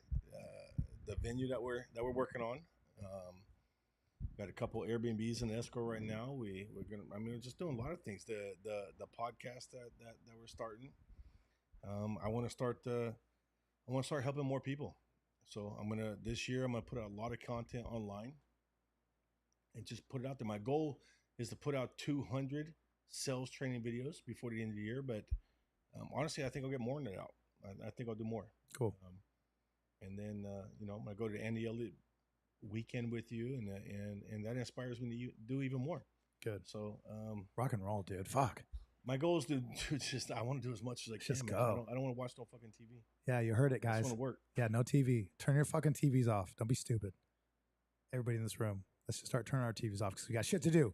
Ambergram, what is your answer? Any new achievements or goals this year? So many. It's a rotating list, right? Like, and that's how I feel like it should be. It should just be a constant list of like, okay, once I accomplish this, then this, then this, then this, and this, and it should be this rotating. It's like Curtis has said earlier. It's like an exchange. She's 100% right. Yeah, and by the way, you need anybody to be on camera for your sales trading videos? I'll do it. I have some sales training, right? That's why I was hired. Yep. A lot of it. Ambergram actually, I believe is a natural, but I don't want to rob her. She is natural. Yeah. I'm watching right now, and she said earlier, she's like, I love doing the orchestrating and the party planning and things like that. And right when you started saying that, I'm thinking Venue 65. I'm like, okay, maybe there's something there because we're gonna reach out to reaching out to party planners and things like that too. I love that stuff. But big ones, like big, is to. Okay, small one is to get a handle on this stupid CRM that I've been building for like the last 3 months, in all honesty, and going back and forth because the CRM is an amazing program, but there is a language barrier between me and the person and the company who built it. Right. And so going back and forth to get things fixed takes some time and some energy. And then to hopefully get everybody onto board to using it correctly and most efficiently, I know is going to take time. I know Jesse's giving me funny looks right now because she's like, son of a. That's been a big goal of mine since I started working, and we're working at High Sierra, I should say. But we've looked into a few different ones, right? Found one that I felt like would do amazing. So getting that where it's fully functioning, that way if we needed to take it from shop A to shop B or this to that or whatever the case is, that it is fluid and that I can build training for it. That way anybody who comes on, it is known that that's what they're going to have to do. That's a goal. I would like to go to some APP classes, hopefully, which is the Association of Professional Piercers, to learn things that would grow the piercing industry with which we are trying to develop. Learn more, right? Like, learn as much as I can about all of the things, and hopefully build the customer service reputation, which I know in some ways I've already done, but to make that an even bigger statement, that way if and when, because we all know that this is growing, this thing that you're building is growing, right? That it already has an established, what's the right word? Like flow. Not just flow, but like the what do you call it when someone has like that's their like if you're known for something. Okay. Not reputation. Thank you. I want that reputation established. That way, when we grow, we're not fighting tooth and nail to try to build that reputation at a bigger level. The reputation's already there. The need is already there, and now we're meeting it. So what you're saying is what's part of also my very similar goal or same goal is build a more badass, tight-knit, well-oiled machine in the form of a team that we can just dominate with. Yes, 100%. So when I came back from that event last weekend, and Curtis said this too, he said, I just need a little supercharge every once in a while. Even if that's all you get from this event, you take all this effort to get there and spend this time and money to do this, what you'll get out of it is this nice little supercharge. I'm like, okay, let's go see. When I came back, I'm like, I want to dominate. I'm tired of just 100%, existing. 100%. I mean, I think somebody said earlier about the way they felt when they walked into the tattoo shop, the uncomfortableness. And I've told it before. That's the only reason I did business with Josh in the first place. My first go around was to somebody who was supposed to be a top-notch guy, but he was an asshole. He was a complete idiot. And I'm not going to spend my money with somebody I don't like being around. So the shop was very comfortable. It had a very pleasant environment when you walked in. It didn't stink like fucking weed in the whole place. You know what I mean? So you're 100% right. And what you're talking right now, Josh, we talked about a little bit about this over the weekend. She's talking general manager shit right now. Right. 100%. Yeah. And yeah. she is. And we talked about this, how. Don't worry about fucking piercing. Well, you can send piercers to piercing school. When you're talking about CRM, customer relationship, making sure, customer service, that's the shit that Josh needs right now. Yeah, you heard it, Amber. That's the shit will grow the business. You know what I mean? Yeah, it will. Yeah. For sure. Yeah. Let the piercers pierce and you keep doing what you're doing. Well, I am the piercer now. She has been doing the piercing. I have been doing Not that for as long. well. Right? Honestly, if I were to make a prediction, I think you're right. Not for long. And I think she'll just naturally be that way too. That she'll notice that she really likes this team, because we're gonna have such a big team. It's gonna take so much for us to, infiltrate and facilitate. It's as we've already talked about on previous episodes with the piercing thing, right? It's seeing a need and fulfilling it. I came in and I felt like more than any job description that could be given, with the experience that I have and the things that were said, it was like, okay, I am here to find these needs and find these issues within this system and fulfill them. And one of the needs was that there was no designated piercer. There was no person in there, and we were turning people away. And just like, with client relationships and stuff, it only takes a few piercings before someone's ready for a tattoo, or vice versa. And it does support it. And if you don't have someone available and people are walking in and you're like, oh, no, sorry, we don't have anyone available to do it, they're not going to come back, right? So, but yeah, I'm excited. Yeah. I'm excited for the things because I want to see it grow, and we know I like being in charge. So it's funny because when I interviewed Amber, I had asked her at the very end, I go, how, on a scale from 1 to 10, how excited are you to answer the phone? How excited are you to answer people walking into the door? And how excited are you to answer emails? And you can see she was like out of her seat. And then she said something about that too, that she is sometimes, it can be looked at maybe as a negative, but that she likes to take control and she likes to do things her way. Not that she's not open-minded, but she explained to me that, like, I'm a bit of a control freak, but I didn't see it like, I know control freaks. I don't think Amber's actually a control freak at all. I think Amber is a go-getter. She likes to get things going and working right. And I would not say control freak, but I would say a leader. And that's not a control freak at all. And I would say you're in a leadership position. You are a leader and probably have been in many leadership positions, and whether it's managerial or that type of stuff. And you are just good at that. And that's exactly what I need. So yeah, there we go. Amber's amazing. Amber is amazing. Thanks. Amber is amazing. Thank you. I love to see her thrive. Wait, the new achievements and goals, you already said yours, huh? Money.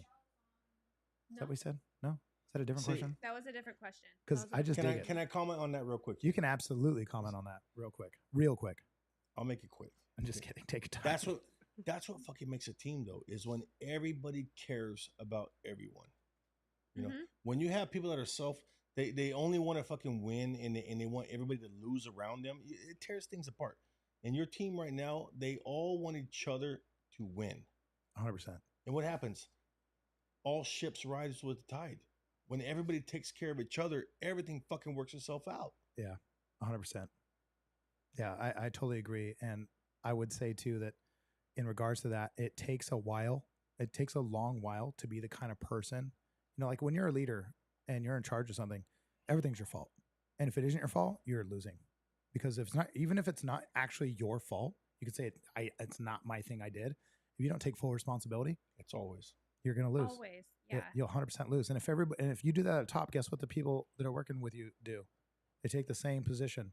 And we've even talked about this before with implementing new things, like me going and getting all this inspiration, coming home and being like, fuck yeah, let's go. And I have to also go, okay, but we've been doing certain things for a while a certain way. So it's going to take a while for this team to develop a different way. But that's okay. Because once we get that way, like you were talking about with the CRM, if you guys don't know what that is, it's a customer relationship management tool, which means basically it's our way of communicating with you as professionally as possible. So this tool is very elaborate. Yes. It's very useful. It's very powerful and necessary. But in regards to that, once we start building this, and this is why I hired Amber specifically, not just to help making sure that we're communicating professionally, because we haven't been, but dropping the ball for years and the business is working. Then all of a sudden we're not dropping the ball and things are working so much better. But even more importantly, the team is able to operate so much more better. And now that we can do that and everybody starts picking up their own sort of pace, now we can get moving. And I've already mentioned to her many a times that I get pumped and I don't like to hold it back, that it's super exciting to think that we can move forward and build something that doesn't exist. When we went this weekend to that inspirational event, I just remember thinking, I don't want to just succeed. I want to fucking dominate. Like, it's just so fun. Why not? Why not just get really good at something and just go all in? Like these girls that work here, Jessie, for example, been here for a short period of time and seeing her get so good so fast. Dude, Jessie's killing Like, it. let's just go. Let's Like, just shout out Jessie real quick because she's amazing and she's doing so good. She's killing it. Thank you. Thank you. hell yeah. I dig it. Okay. Enough about all this swinging off each other's nuts. Let's get to the next question. Hope you're feeling better. Hope you're feeling better, Jessie. Thank you. I hope you're feeling better too. Thank you. I hope you're feeling better, Amber. I'm feeling great. She never got sick. Thank You goodness. son of a- This time. Okay. I know. Good for you. Yes, This we're time. all feeling much better. And if I didn't mention it already last week, I don't know if I did. Thank you guys for coming and seeing us on Big Hat Days. That was really cool. Appreciate that. I'm sorry, Natalie commented that she got her tattoo appointment reminder, and that just makes me really happy. That means that part of the system is working. It's working. That's funny. We're getting there. We're getting there. Don't worry, guys. Eventually, we'll have more microphones, although they want to hear from Ashlyn. Jesse's killing it. You're not wrong, Natalie. You are not wrong. Super cool. Okay, let's get to the next question. So next question is, hope life is incredibly well for you and continues to be. Thank you. That's a statement. Thank you so much. I know it's not a question at all. And since it was such a nice question, I'm just going to go ahead and real quickly just whatever you're doing.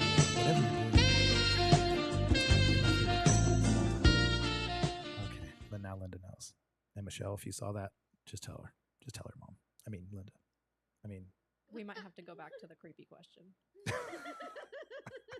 they asked in the shop with you guys, not here. Oh, Barkus says, Jess rocks. Barkus, thanks for joining us tonight. Barkus! Good to see you. We love you, Barkus. Yeah. Okay. Next question. 100 episodes. Any had a lasting impression? Words of wisdom from guests that have imprinted? Question mark. 100 episodes is next week, so not technically yet, but I get it. Any lasting impressions and wisdom? Man, we could do a whole episode on that, and I actually think that's what I should talk about next week. I think next Wednesday, that's going to be basically the topic, which is what are my lasting impressions? What are the things I've gotten from this? And where are we going from here? Or what's the development part, but also the most memorable? But just to answer the question real quick, I will give you one. I did learn, a lot of you have already seen it.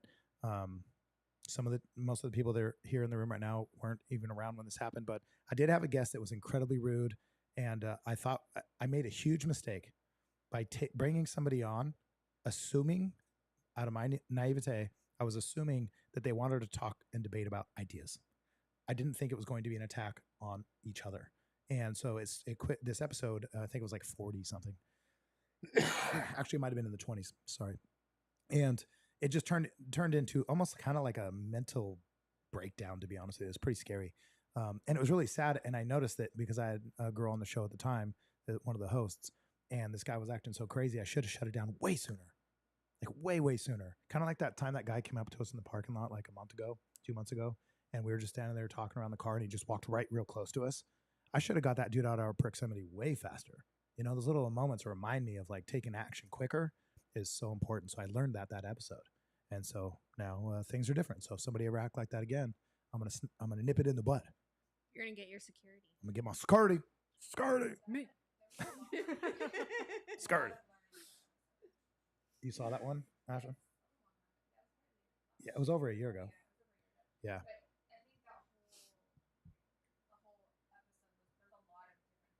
Yeah, no, there was, but the thing that I got the most out of it, and it's one of the most impactful things I learned out of these episodes and out of that one, was to take action sooner when I see that somebody's getting either hostile, stupid, or dangerous. And I should have taken action way sooner on that episode. So we'll talk more about that next week. I don't want to talk too much about all the episodes because there's 100, and that should be next week's topic. So that's where we'll go with it.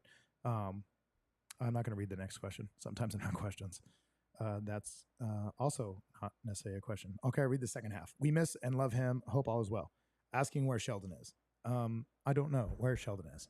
Does anybody know where Sheldon I is? don't know where Sheldon is. And if he ever sees this episode, and I tell him this every moment I get, is it was a prerequisite to be able to talk to him because he comes in all the time, is what I was told. Oh, he comes in all the time. You got to get to know him. Oh, and so I'm thinking like MVP person. Like I need to know about this person's life. I need to be able to, whatever.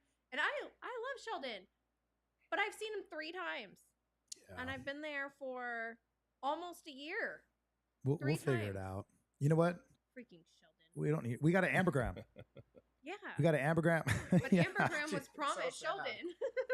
I was also promised Sheldon, and I only met him once. See? I might have met him another time at some kind of family gathering. Didn't know that was a thing until today. Mhm. But Sheldon, if you're out there, apparently we know If a lot of you're out people. there, Big send Daddy. us an SOS. Blink twice. Big if Daddy you need Bear. help. Honk if you honk if you're horny, Sheldon, and you pass Damn by. it. If he's passing by, honk honk. Oh my gosh.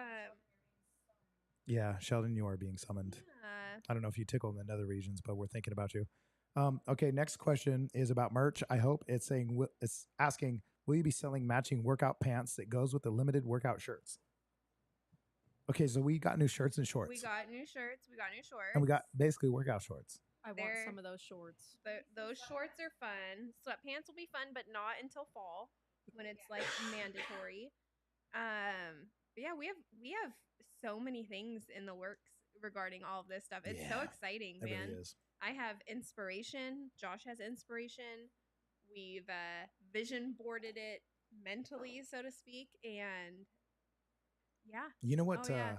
At that event last weekend, you know what he said? He goes, "I don't know anybody successful who doesn't have whiteboards everywhere." Do you remember him saying that on stage? I do. He said, "I don't know anybody who's successful and high performing without whiteboards everywhere." I think White it was boys. related White, more to white boys. I'm just kidding. Whiteboards. Whiteboards.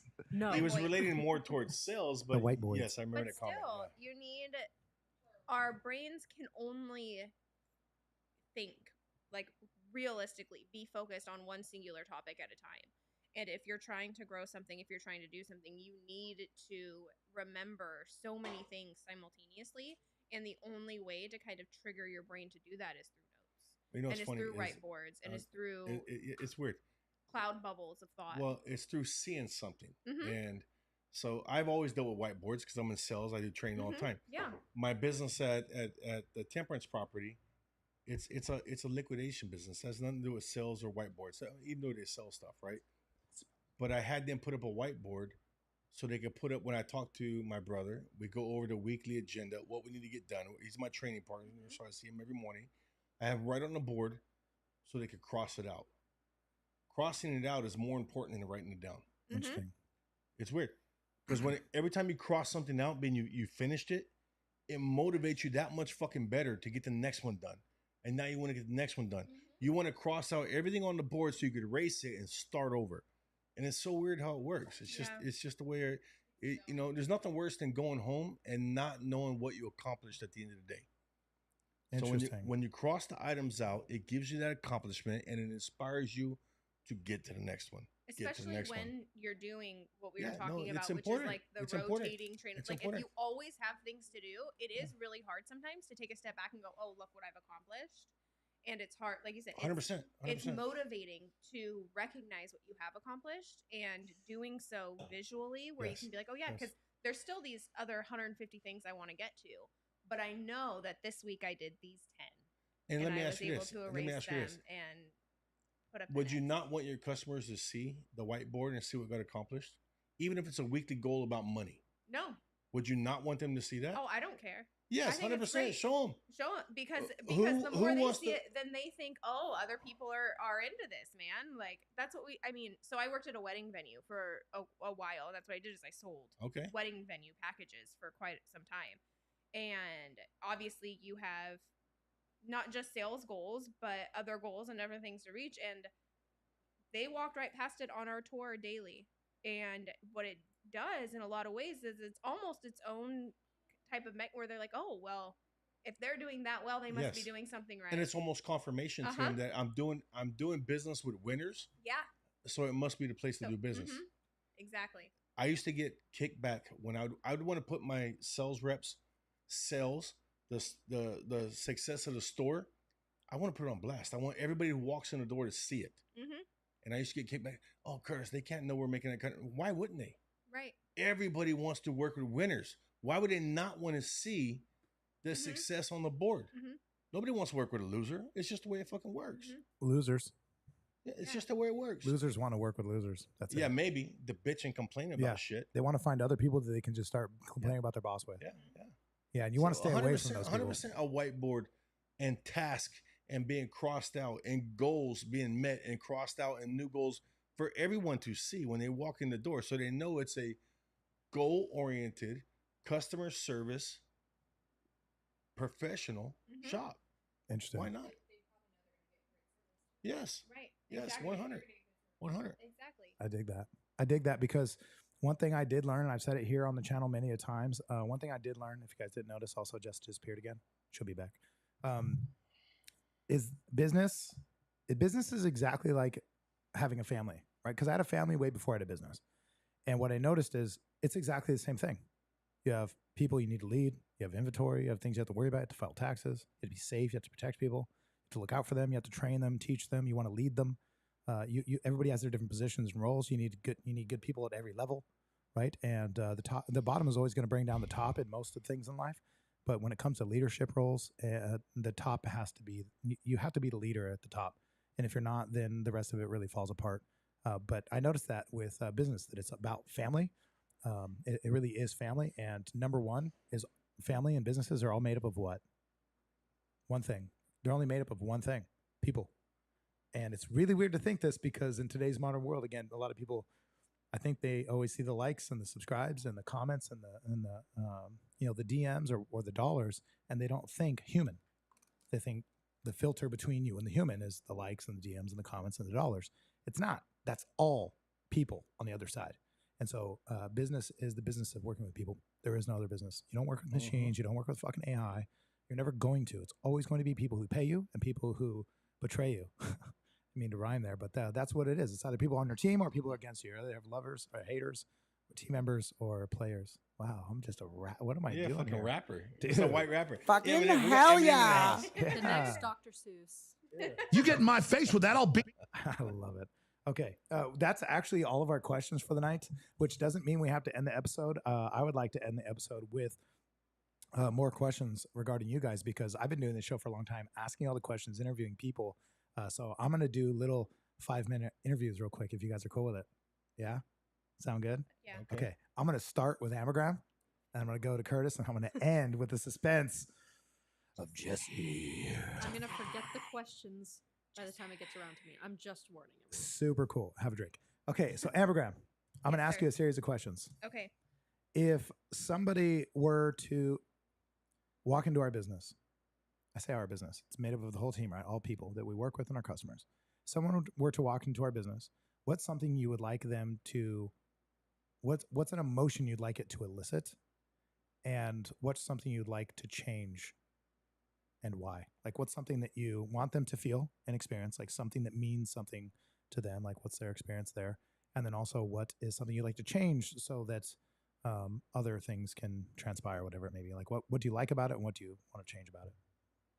So I would say I would like them to feel comfortable and invited, which actually in a way leads to what I would change, because we've kind of talked about this too, right? But like, it should be this entrance where they feel, first off, comfortable even coming through the door. So what the outside looks like, the environment, what it seems from the outside will draw people in.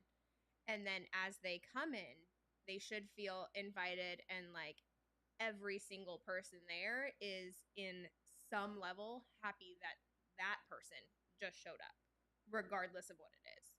And that brings me to what I would change, which we've talked about, and it's very hard to do in our location, but it would be some of the layout to give more space to the entrance, to where people don't feel like they're either blocking new clients from coming in, or that there isn't adequate space for the functions of that front area. Right. So to make the entrance space more inviting, more comfortable, and make people feel more at ease. which we will do. We will. It's happening. Great. Perfect. It's happening. It will come true. Mm-hmm. Awesome. Okay, let me ask you another question. When you first came into the shop, what was your initial experience? Like, whether it was seeing us online, hearing from us, being told about us, what was your first sort of like, what was your journey like coming in contact with High Sierra Tattoo? So I was looking for a job that would work with my very limited hours at the time, and my hours that are still limited until the summer. Thank you, mother-in-law, for volunteering to babysit my kids so I can work different hours later.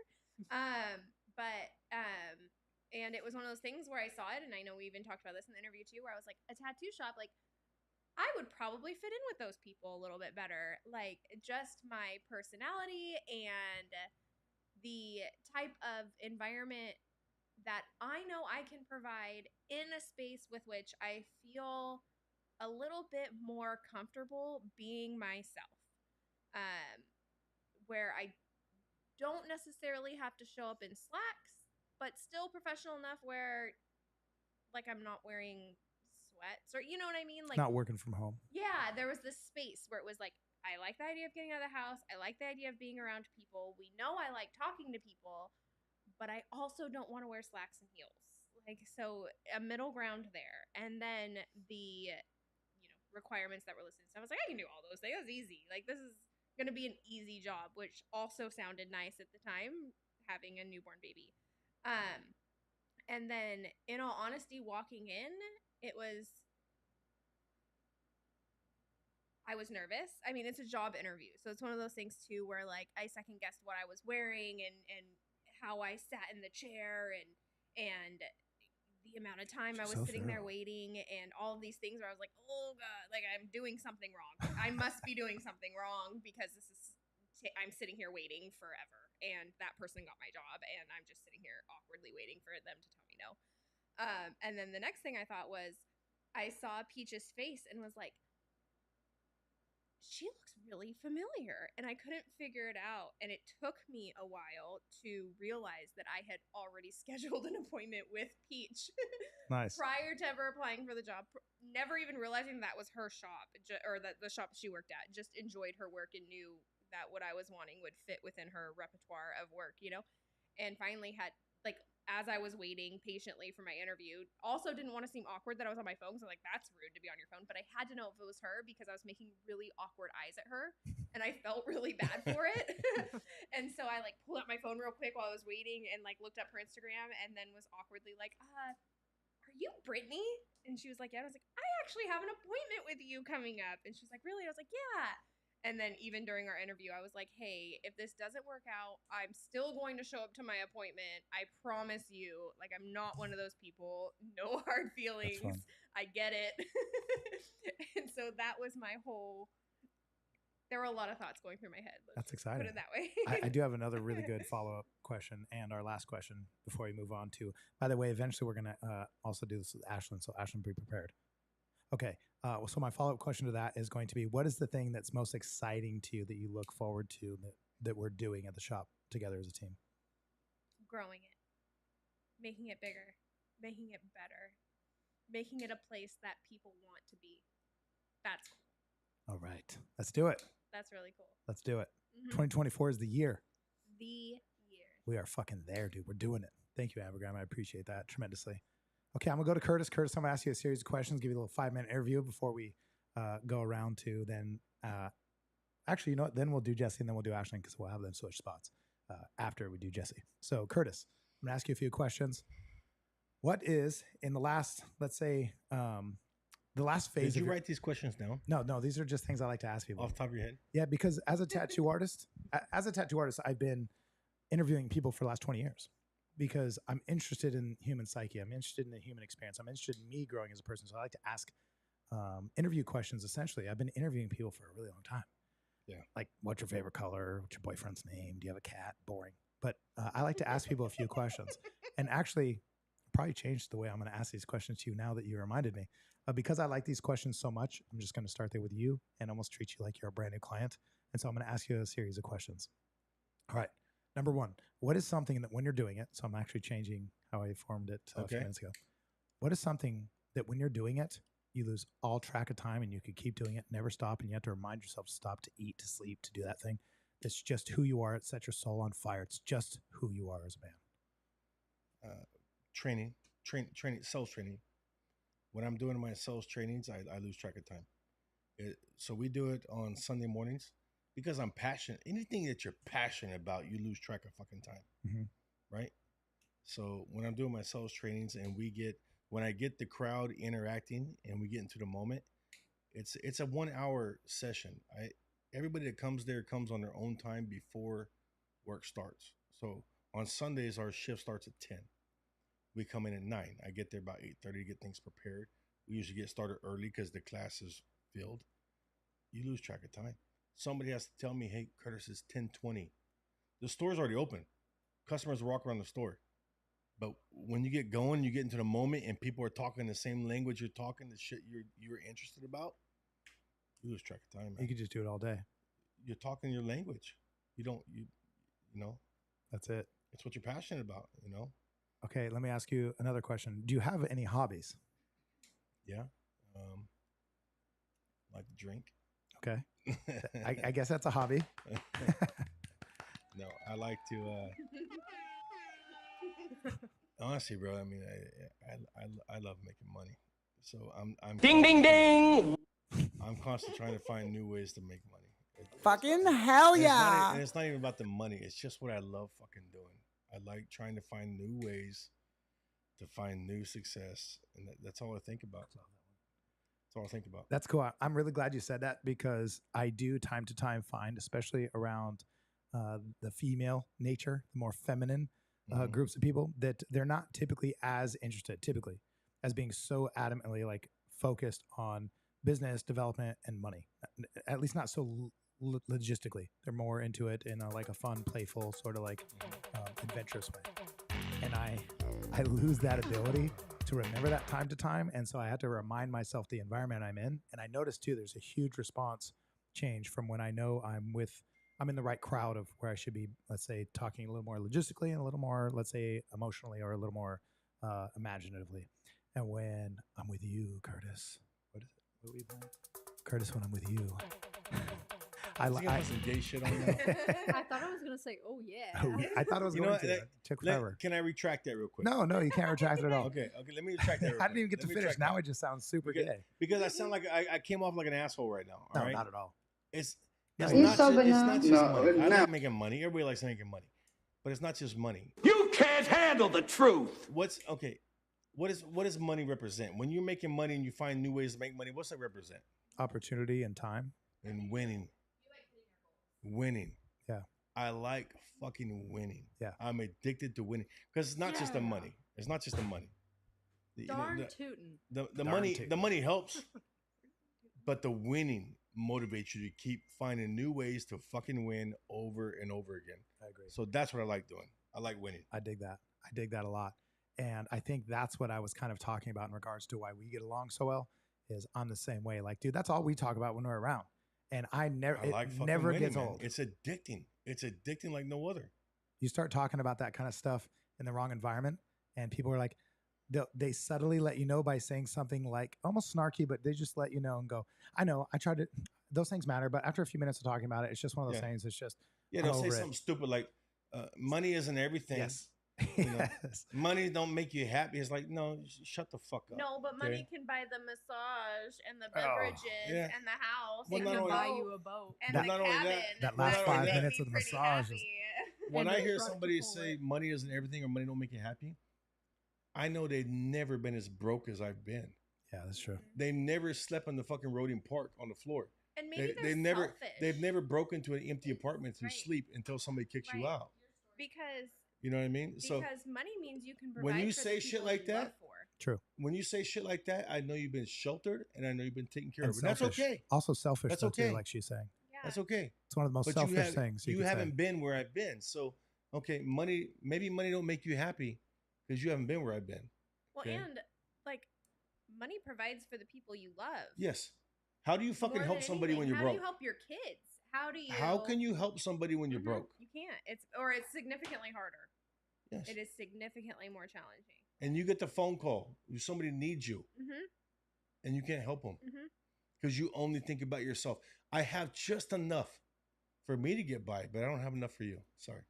Yeah, and It's that sucks. It's interesting that you say that, Curtis, because something I've always asked people while tattooing them over the last 20 years is this: how much money, if you could make it, I could wave a wand right now.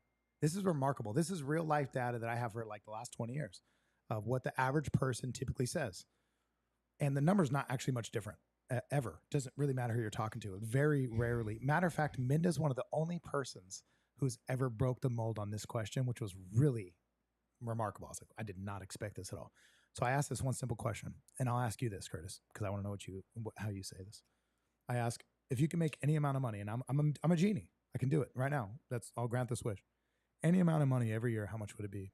What do you think people usually say, Curtis? What do you think is their typical response? $1 million. Is that what you think, Amber? Mm-hmm. You think We've that, had this conversation. Jesse? What do you? Oh, I was on Jesse. What do you think, Jesse? Is like what people would typically say? Like, if you could make any amount of money every year, what would you make?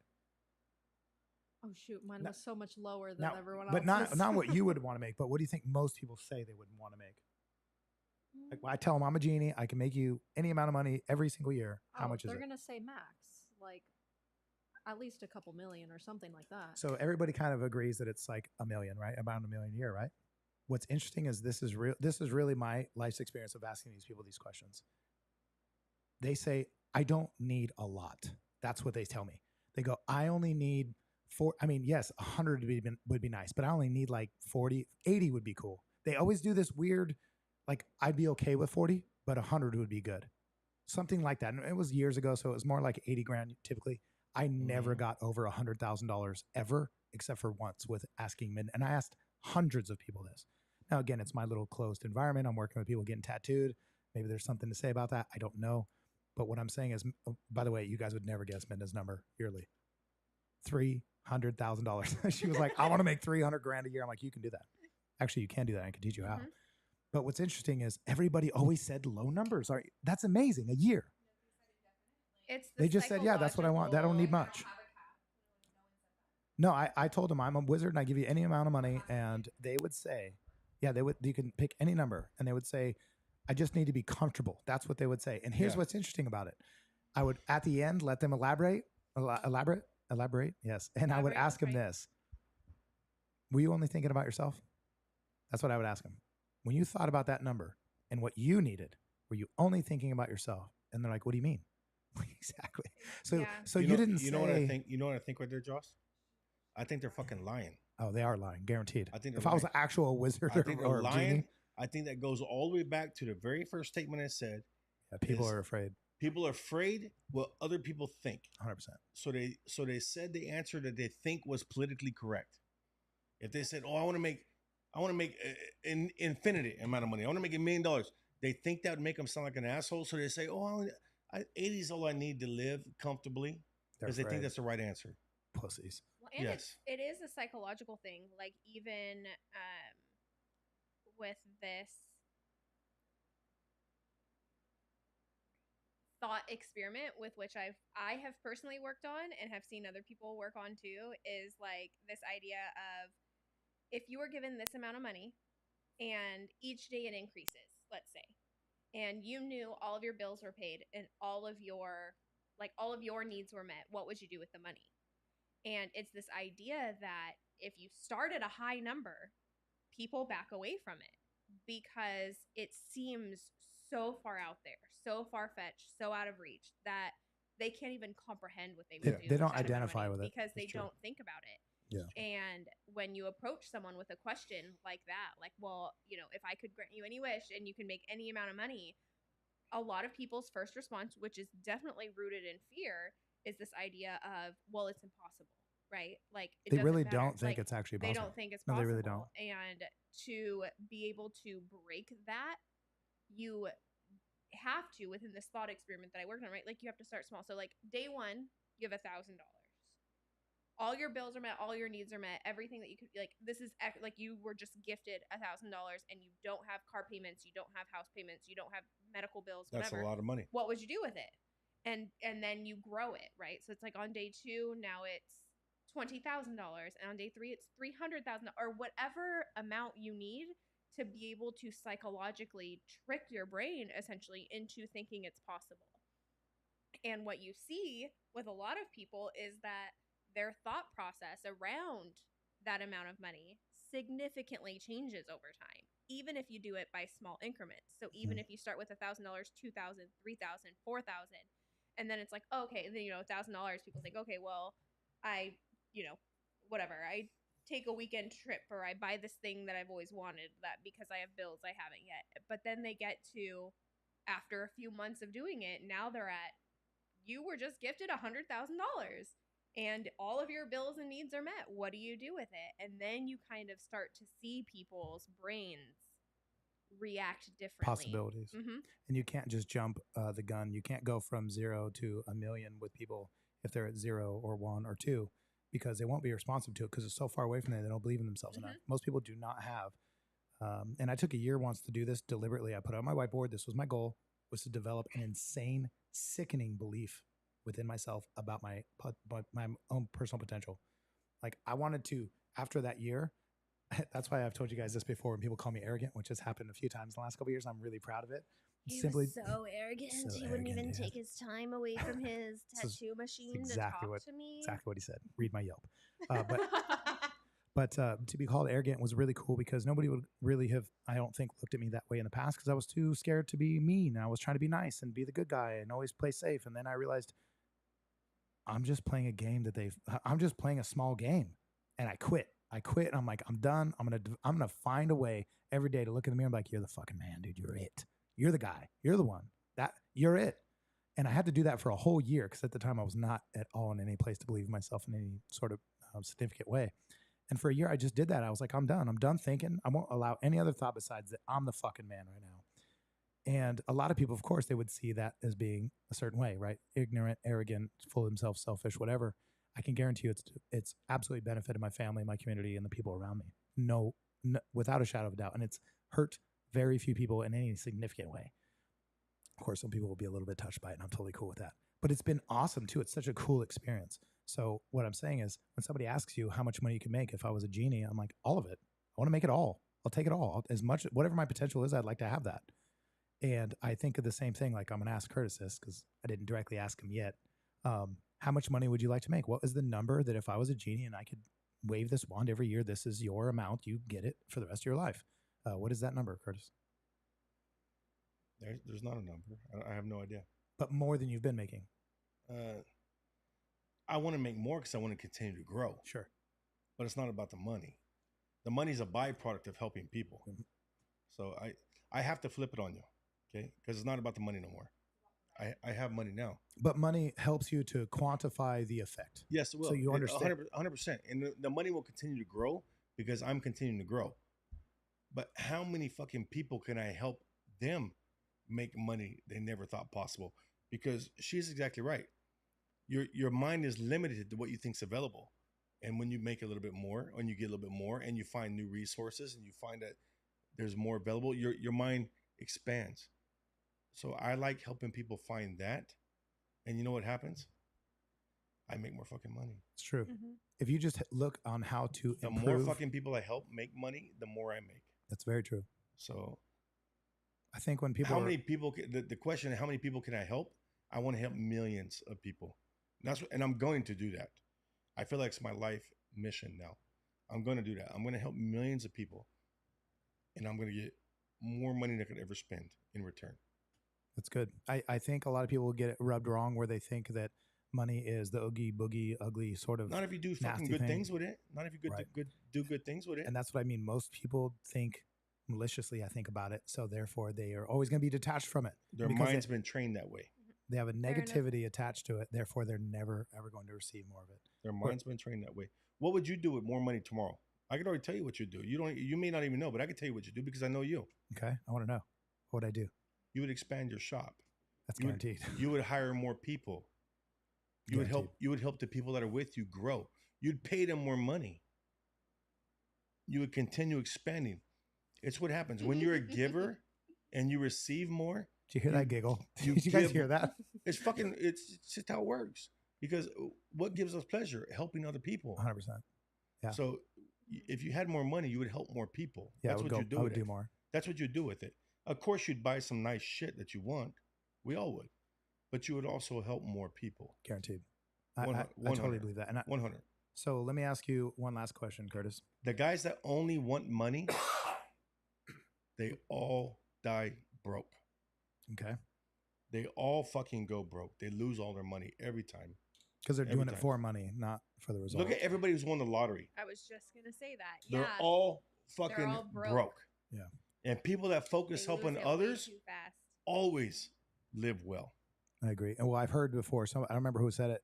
They said it's like steroids amplifies your physicality, that money amplifies your personality. Mm-hmm. So whatever you do now, you're going to do more of it with money. Yeah, So but if you spend it stupid now, you're gonna you get spend more, it you're going to spend stupid it more then, yeah. stupid. But I'm a fan of steroids too. Yeah, I am too. We actually talk about this all the time with like the concept of steroids, at least that putting like I always think, what's the steroids to the scenario? What can I inject into this? What's the thing I can inject into this thing that makes it grow more than any other thing? And let's focus on that. I'm a fan of anything that gives you an advantage over the normal person. An unfair advantage. Yeah, unfair advantage because I don't like fair. Yeah, I an only advantage think is of not good the enough. health risks. What? I What'd said you say? I only think of the health risks. Yeah. Same. Well, Don't go outside. long-term advantage. Don't go. What'd you say, Curtis? Don't go outside. Don't go outside. Very risky. It is risky. You're right. I'm not worried about risk as much as I'm worried about recklessness. As long as someone's not reckless, I'm fucking down. Okay. One last question though, before we get too sidetracked, and then we will get to Jesse. So, Curtis, if I took everything away, or if everything you have right now was taken from you except for the people in your life, and let's just assume they're taken care of, but you've lost everything you have. You're at zero financially, economically. You're at zero. You don't have a job. You have no position. You're basically starting from zero today. Just all gets taken away. Okay. And aside from taking care of your family and providing for them and looking out for them, what does Curtis do today to make more money to get back to where you could be helping people and growing the empire like you want to? Commission job. Explain that. Any commission job. It's something where you're paid on your value, not by the hour, because you determine that. It doesn't matter if you're tattooing. You know, if I'm tattooing and I can make $100 an hour, I want to work 12 hours a day and make $1,200 a month, $1,200 a day for as many days as I can before I take a day off. If I'm selling cars, if I'm selling furniture, it doesn't matter. So what does Curtis do then? I sell cars because that's what I love to do. So you're going right to the lot. I've done it. I've lost everything I've owned twice. And both times I drag my ass right back to the fucking car lot. I get on the floor and I start shaking hands. Hell yeah. And because at the end of the day, when all else fails, there's one fucking person I can depend on. That's fucking me. Get back out there and shaking hands. I dig it.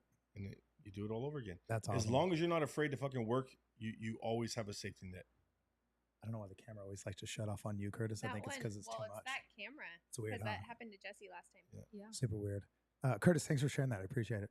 Real That's quick awesome. though, because there's a question from Brody Jade regarding something that Curtis could answer. She says, "Are all the sales meetings for just your workers?" No. Anybody wants to come. There you go.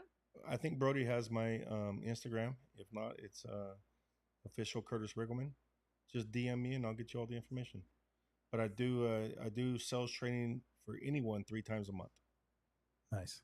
Very cool. And that's where they get the information, is your Instagram? Yeah, just go to my Instagram. Cool. DM me there. By the way, Curtis, I have to admit that your merch is looking pretty fucking fly. It is. I saw that. Super dope. I like it. It makes me look bigger, huh? It just looks It cool. looks good. It looks good. It's like it's a dry fit or something. It's pretty dope. Yeah, And the material does look nice. It's cheap, but it works. That is awesome, dude. Super cool. Jesse, guess what?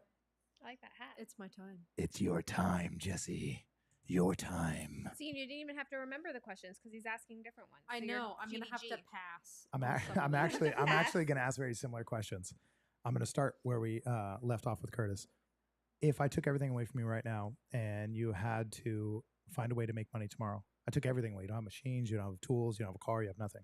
No money. What do you do? Oh, this is a tough one. I don't know. Lemonade stand. Okay. Lemonade, to steal somebody's wood in their backyard and put some, and then steal Yeah. some lemonade. Y- So you'd thief right Still- away. Still lemons. So you're a thief. She I would can still make- lemons. I She's can going to make Lemon lemonade. Cove. Just lemons that are not being used. You know, Okay.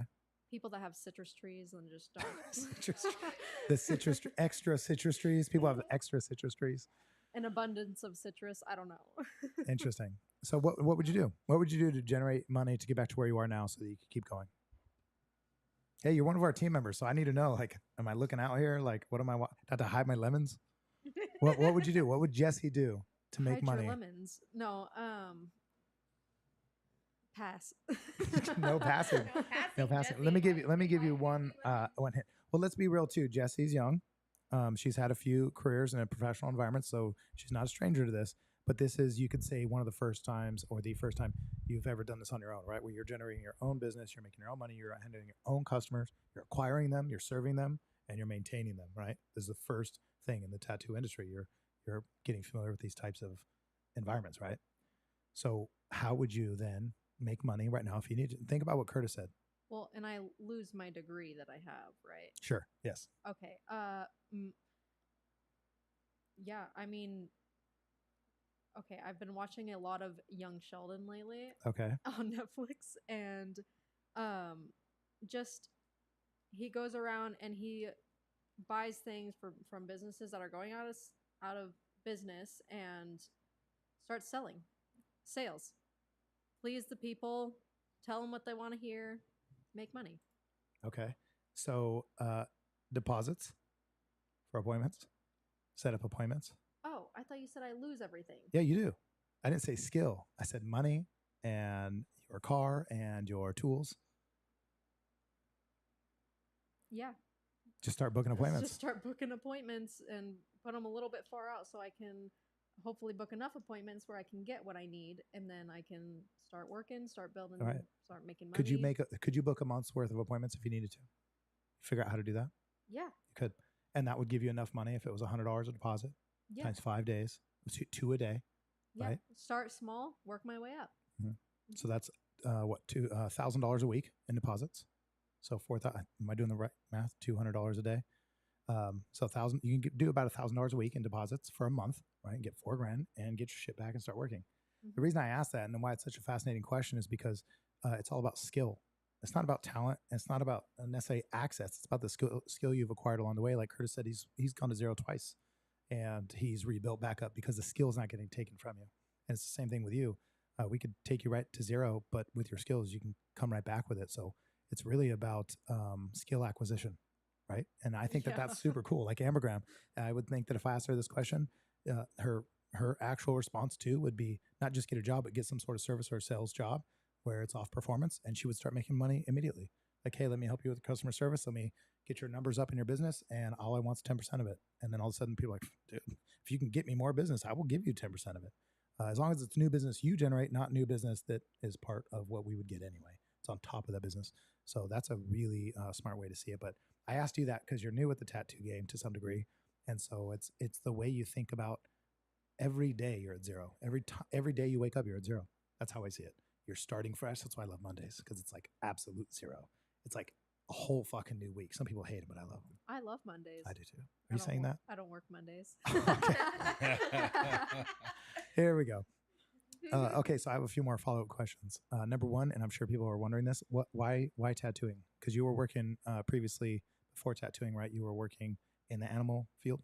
Yes. So I was a vet tech, but even then I was tattooing on the side. Art is just always something I've been interested in, very interested in. Okay. And it just, I don't even know what brought it along. I think I had mentioned it one time to my parents, and my mom got me a tattoo machine. Wow. For It's a different Christmas. era. It's a different era, Right? ladies and gentlemen. Yeah, that's My why I parents would have beat say- me over the head. Like, no, you're not getting a machine. Well, that's why I say friends and family, and even everyone in the shop has helped me an insane amount. I've learned so much just by watching you and Peach and Minna and Lele, everyone just working, and Cool. it has. I think it's basically the basis of my growth. But yeah, That's awesome. That's My- super cool. So family yeah. just inspired you. Always been into art. Okay, and then where do you see yourself going with this? Like, where is Jesse in a few years? Well, short-term goal would be to just improve at what I'm doing now. But I want to get so good where I don't, not that I don't feel like I need to improve, because there's always room for improvement. I can never be good as good as I want to be. But I just want to be basically the best. And that's just going to take a lot of work and time and effort. And That's cool. Yeah. And now let me ask you this. When you say the best, I'm going to dig a little bit. Are you saying the best you can be? Are you saying the best in town? Are you saying the best in the world? the best in the world. Okay. So you are hungry enough to say, let's dominate. Yeah. Okay. So I could be wrong about this because I'm not going to say I'm some game player in this industry that's like dominating necessarily, but I'm making great money. I'm inspiring people. I'm teaching people. I'm running a business. I'm learning along the way. I'm doing a lot of these things, and I'm like, okay, cool. I must have something. And then as that starts to happen, I realize like, why am I being so casual with my attitude about dominating? And that's what I was saying earlier to you guys, that like with the team, I guess it's kind of a question, but also like I'm wondering still too with this is like how much, and maybe Curtis has some input on this too, how much of it should just be like, stop telling yourself, kind of like that year I had of developing my insane mental belief in myself. How much has to be like, I'm going to dominate. I'm it. I'm the one. I'm going to win. I'm the one pushing as hard as I can. It's not being about just better for me today than I was yesterday, but like I'm going to dominate. Like this is my field and nobody's going to beat me. We're coming for blood.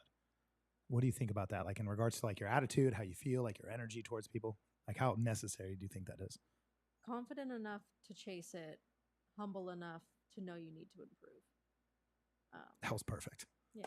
That was really good. That's a good answer. I really dig that. Thank you. That was very good. That was actually probably my favorite thing I heard all day, Jesse. Super fucking rad.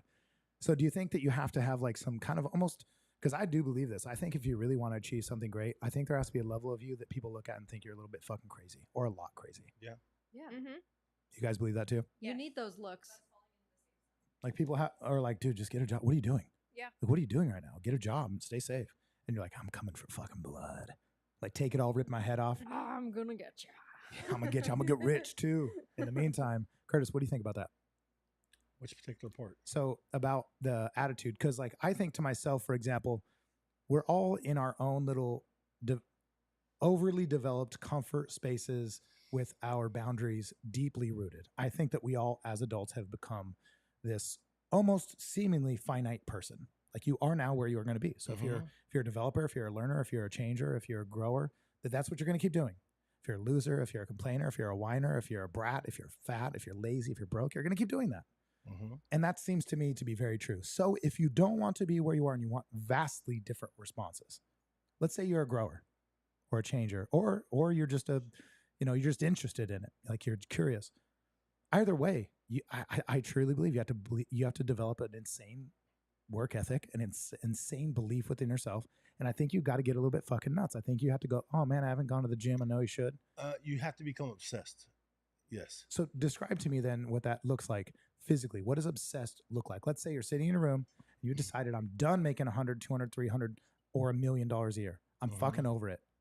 I'm ready to start making big moves. I'm going to fucking dominate. I'm going to go. Okay. What does that look like? What do? Do you get up and like, it's midnight, I'm going to the gym now. I'm going to save money now. I'm going to go crazy. What do you do? So if you're going to go through the process, you stop talking about money at some point. In the beginning, you're focused on fucking money because that's the first step. You need some resources. Yes, you need money. Okay, once you have money, okay, then you become addicted to the success, and you want to know what's possible. What can you actually achieve?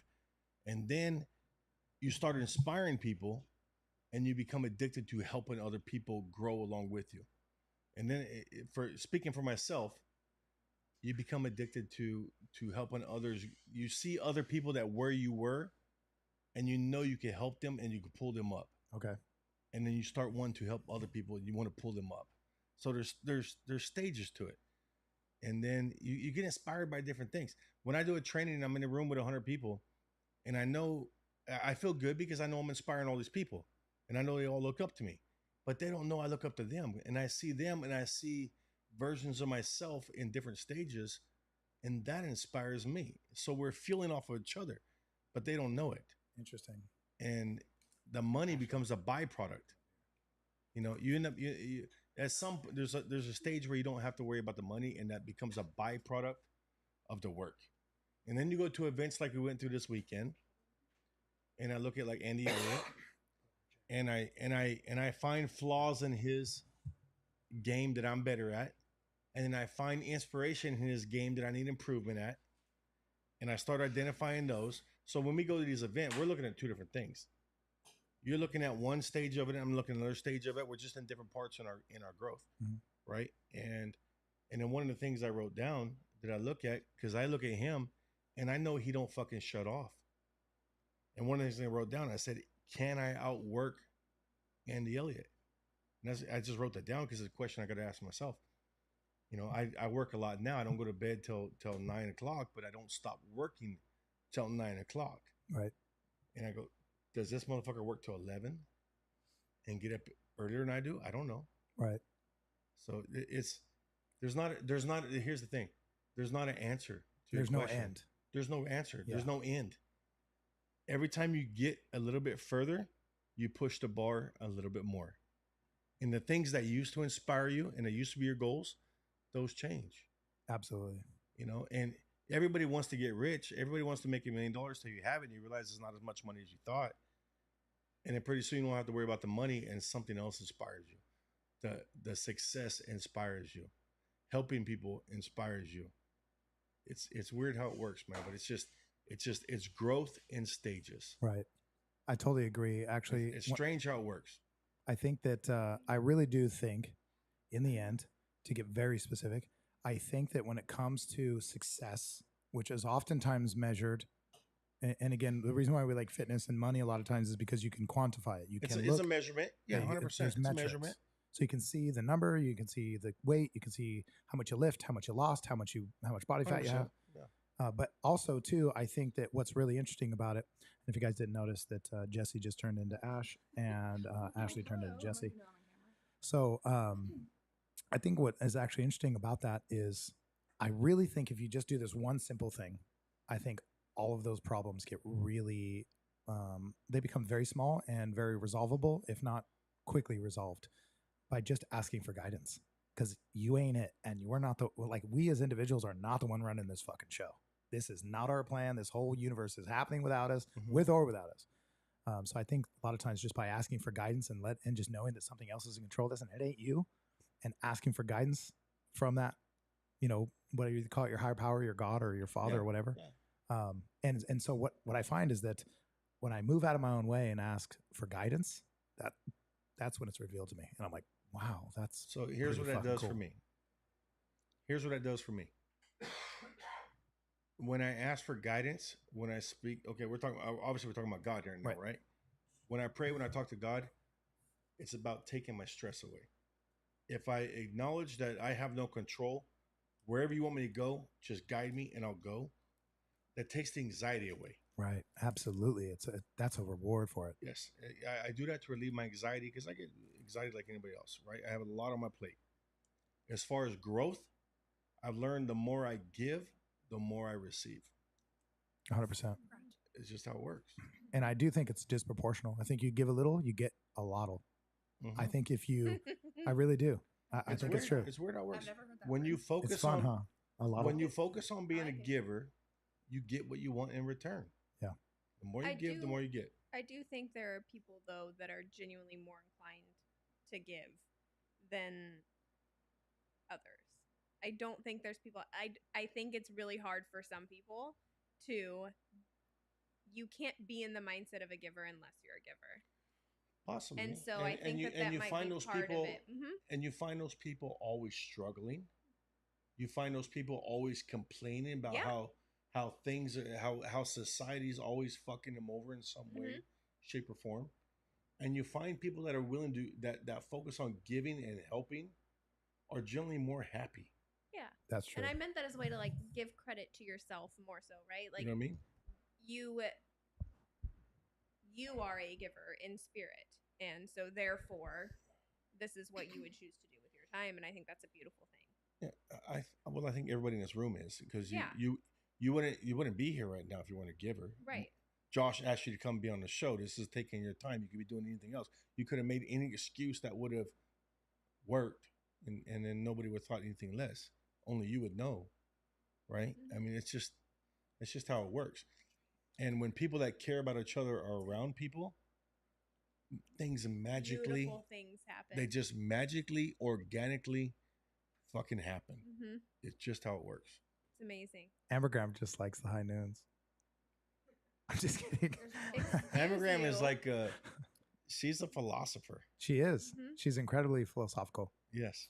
She is, definitely. I think that's why we get along so well, actually, too, because we're both like that. Uh-huh. Actually, Jesse, You need to write down your quotes and put them in the tattoo shop. It's Right? funny There you because go. I don't think Jesse's a philosophical artist at all, but I think she's the best person to have around if you are, because she's so good at listening, even though she's not always tuning in, but she's just such a good, patient listener. Sometimes the picture on the walls are just So stimulating. Yep, the pictures on the wall will do it. So I'm going to ask a quick series of questions since I know people want to hear from Ashlyn. Can we say hi to Sheldon first, though? Because he's on. Sheldon's Just on. real quick. Let's see. I Give me a think second. Look at that. But go up. He did another one, too, where he was like, hey, brother. just I wanted know to it's say Sheldon hi." because it says 1978 and he's giving me a fist bump.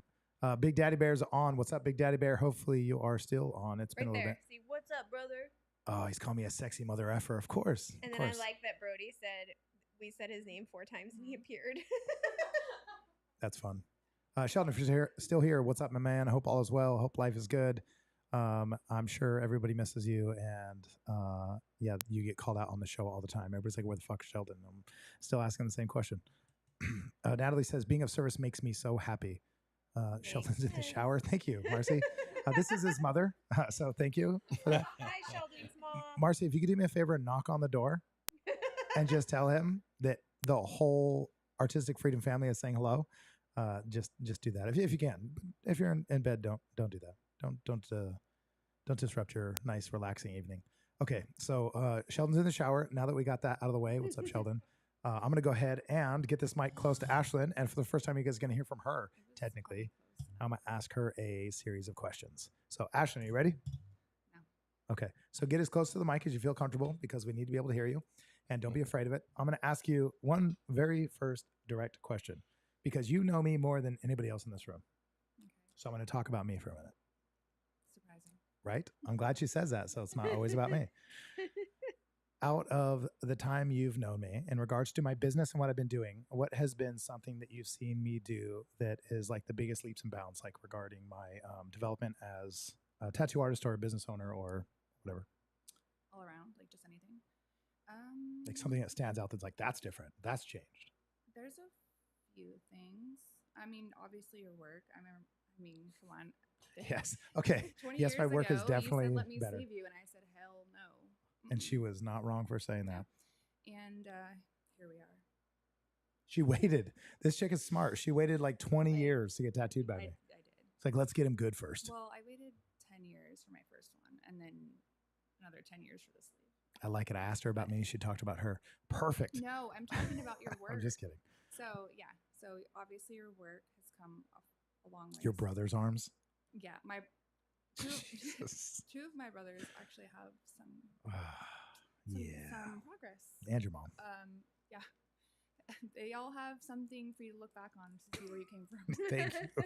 That's such a nice way to say it. Who did you do that panther on or the That was my friend Rusty's son. Okay. Yeah, but same era. And actually, that was better than the stuff I gave her brother. Yeah, I really. I mean, it wasn't horrible, but I was like not ready to let you touch. That was smart. You were smarter than I took you for at the time. Sheldon said, Ambergram, you know you're my favorite. Thanks, Sheldon. Ooh, you're a step up. It used to be Midna. I know he told me that last time. It started and with Peach. He said to not tell Minna, but that I was his favorite. Well, too late. That's funny. Don't act like Minna's awake watching. Red this says, right now. can't hear her good. It's because she's scared of the mic, but we'll get her warmed Well, up. I thought it was. There we go. I thought it was loud. Look at that. Thank you, Reds, for pointing that out because she will listen to you and not me. Okay, were we missing anything in the comment section? No. Okay, I'm going to keep asking more questions. All right. So you got tattooed by me. I'm obviously quite a bit better now than I used to be. Thank you, Well, Justin, your younger brother. That wasn't the end of my answer. Okay, keep I going. said there's a few things. Okay, go. But gosh, honestly, I have seen you come so far in so many different ways. Obviously, seen you like grow up in a lot of ways. but your work is one.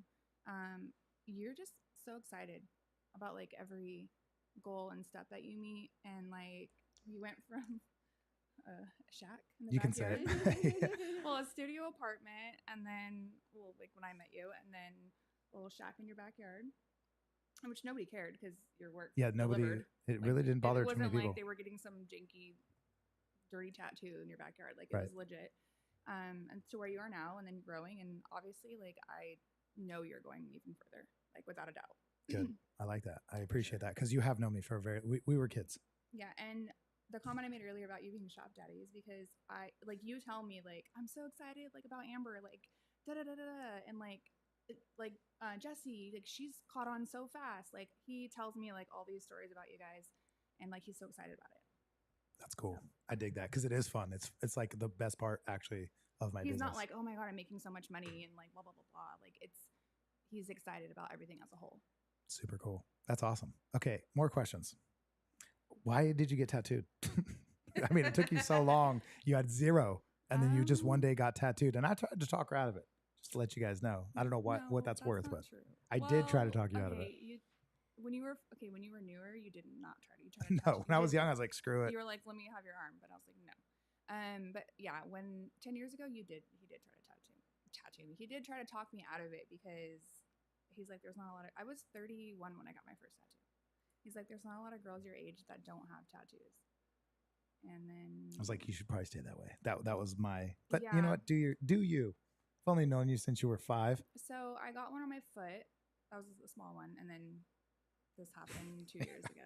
This happened, and this was like never planned. It just they're addicting. Like literally, anyone who has tattoos knows they're addicting. I don't think anybody in here disagrees with And I that. never, if you had asked me 10 years ago, like I would have never thought I did it with a sleeve, but it happened.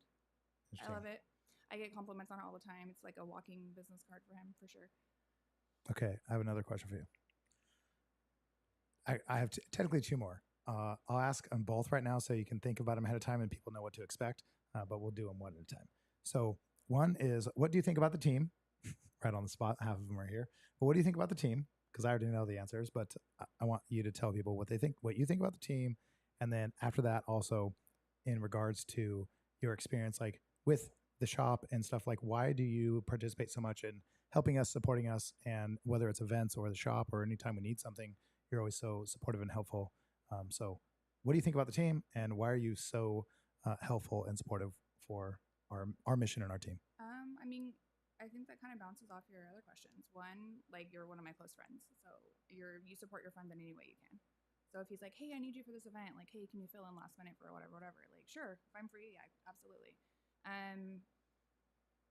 Like, I like the vibe. I like what he's doing. Like, I'm happy for him, the direction he's going in and what he's doing.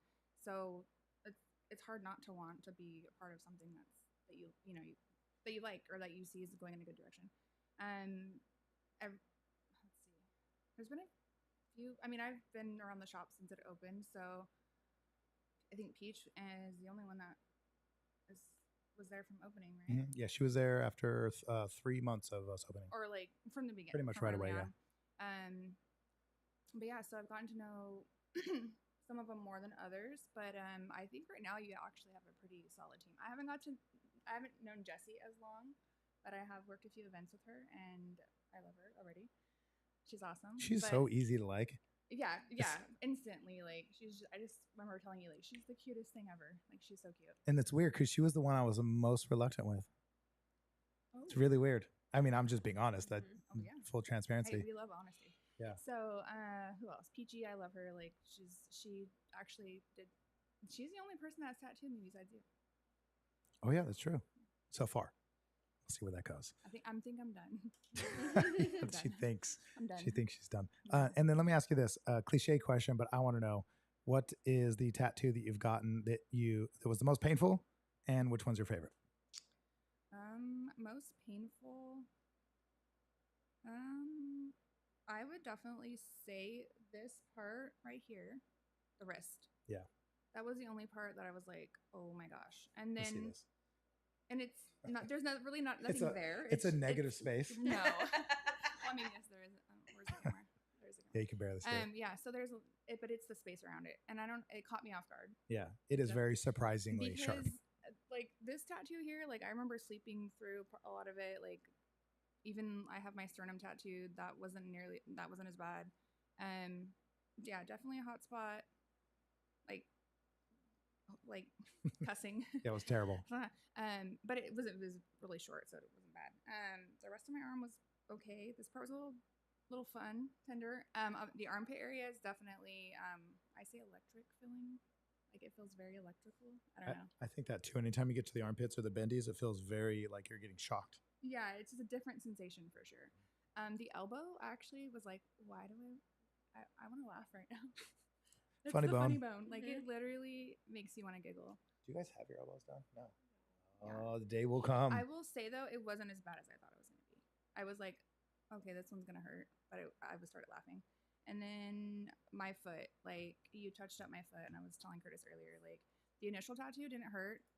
Closer to where the skin starts to change and starts to get more calloused, that part kind of faded out a little bit. And you were like, you want it to stick, and I'm like, yeah. You're like, okay, like it's gonna hurt. And so I was like, okay. And then I was like, you were not joking. I was like, why does it feel like you're doing this like as hard as you can? And you're like, because I am. Yeah, and you have to. The elbow, the weenus is very tough. No, not the elbow. This was my foot. Oh, I thought you meant but, oh yeah, the foot's almost just as bad. Yeah, my because it's right there. Yeah, where the skin starts to change. You have to But really dig. 9 years later, it's still there, so it worked. Very cool. I'm going to ask you one last question. Where do you see the shop going in the next 2 to 3 years? Like from where it's gone to where it is now, like where do you see it going? Actually, the shop and the show, like what's happening here? And the show, I mean, I definitely podcast, and this is definitely a part of like new age technology, whatever business is. I definitely see you going further with that. But as far as the shop, I honestly think you're gonna have to move and or open another place because you're gonna grow too much. Like you've always been a go getter. Like there's no way that you're not gonna outgrow that shop. I mean, you already are outgrowing it. Yeah, I think we are outgrown it, but we got to tighten up a little bit before we make those moves. And that's the whole team building part that's exciting for me. But I feel like you have a really solid base right now, and you're going in a good direction. But I mean, obviously, physically, it's not big enough. So you definitely have to open another location, and I could definitely see you having multiple out of state, like but more than just Scottsdale. Yes, that was fun. Curtis just started smiling. Scottsdale's fun. Yeah, it is fun. You know what else fun is? Miami. Yes. Miami, Ambergram, Miami. I like Tennessee better. Tennessee's fucking fun too. Tennessee's dope. Nashville's on the list for sure. Nashville is okay. fun. And I know, so expansion's I think Curtis coming. wants to get you to Miami for sure. Yes, Curtis does. I think it's gonna happen because so honestly, I want to say this too. Like, I met Curtis last year and his lovely wife. I love her so much. And when I met them through Josh, like I was like, this is his person. Like this is someone who's gonna take Josh to the next level. And I agree. I think the second I met him, I was like, this guy is not going to bullshit me. Mm-mm. And I even remember had to think like, okay, I have to pay the respect of like not bullshitting him. So I think it was the second meeting. I've said it here before, but for those new listeners and haven't heard this before, is he was talking to me about a story. I'll never forget it. He's like, yeah, you want to know where I got one of my nicknames growing up? I've always wanted to record this and share this because this story is important, basically, is what he's saying. And I'm like, stop. Get your phone, prop it up, and record it. And I was tattooing you while you were telling me this. And he did. He just got his phone out and propped it up and recorded it and shared the story. I think you put it on your Instagram, actually. And right in that second, I just knew. I was like, yeah, this guy's not full of shit. This guy's actually doing it. He's taking action. And as much as I hate to say that's a rare thing because I just wish it wasn't, the reality is it is. It's a rare thing. People say, oh, what's your workout routine? What's your diet? What do you do? What is this? How do you do that? And they're just looking to feel good in the moment that they feel like they're doing something. They don't actually want to do it. And Curtis is not that guy. And so when I see him being the action taker, it's like, thank goodness, dude, fuck, finally. Like not a lot of people do that and then hold solid. So that's true. Yeah. Honestly, as a friend of yours, I'm really excited for your guys' friendship because I've gotten to know Curtis and his wife has done nothing but speak highly of him. So I've got to know him on a different level through her. And I just don't feel like you've had a whole lot of people like him in your life recently. Like he is, like I said, he is part of your next step for sure.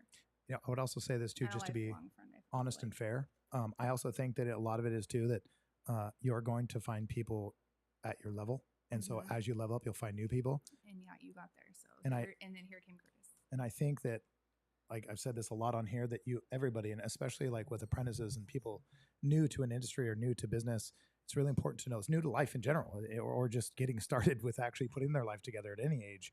Something you have to understand is in your life, you're always going to find people that are equals, minuses, and pluses. You always have to have people that are behind you that you're trying to build up. You always have to have people that are your equals, so you can just hang out and not have to fucking always worry about everything, and just camaraderie. And then there's people that are your pluses you could be learning from, you have to look up to.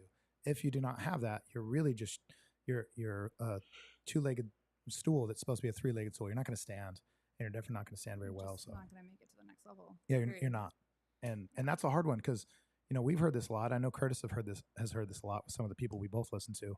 That it's about proximity. You have to get around the kind of people you want to be like, and I believe this, but like that's not that easy. It's an easy concept to figure out. Okay, cool. Let me find the people who have the things I want. I'm not going to let you around them. You're not going to go hang out. You better find something that they're of value, or that you have a value to them. You're not going to just get in their proximity, dude. It's like me as a tattoo artist. You want to learn what I know. You better add some value. I'm not going to be hanging around, taking my time and asking questions all day while I'm trying to get to work. I got kids to feed. You always hear that, and what's funny is it's a step ladder. Yeah. Right. Yep. It's a step ladder for two reasons. One, if you're here and you want to be here, that guy here is not going to let you hang around with them because you have nothing in common yet.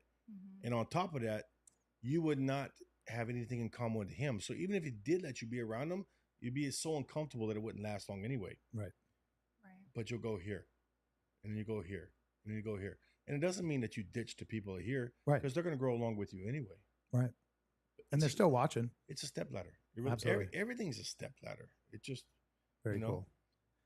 Who knows what our next step is? I have no fucking idea. Hell yeah. It just organically happens. Folks, everybody watching, of course, I appreciate you. I'm not editing it yet. Give me a few minutes. We're going to go to a quick intermission, and I will be right back with you. So don't go anywhere. Give me just a few minutes. Hang tight. Hang out.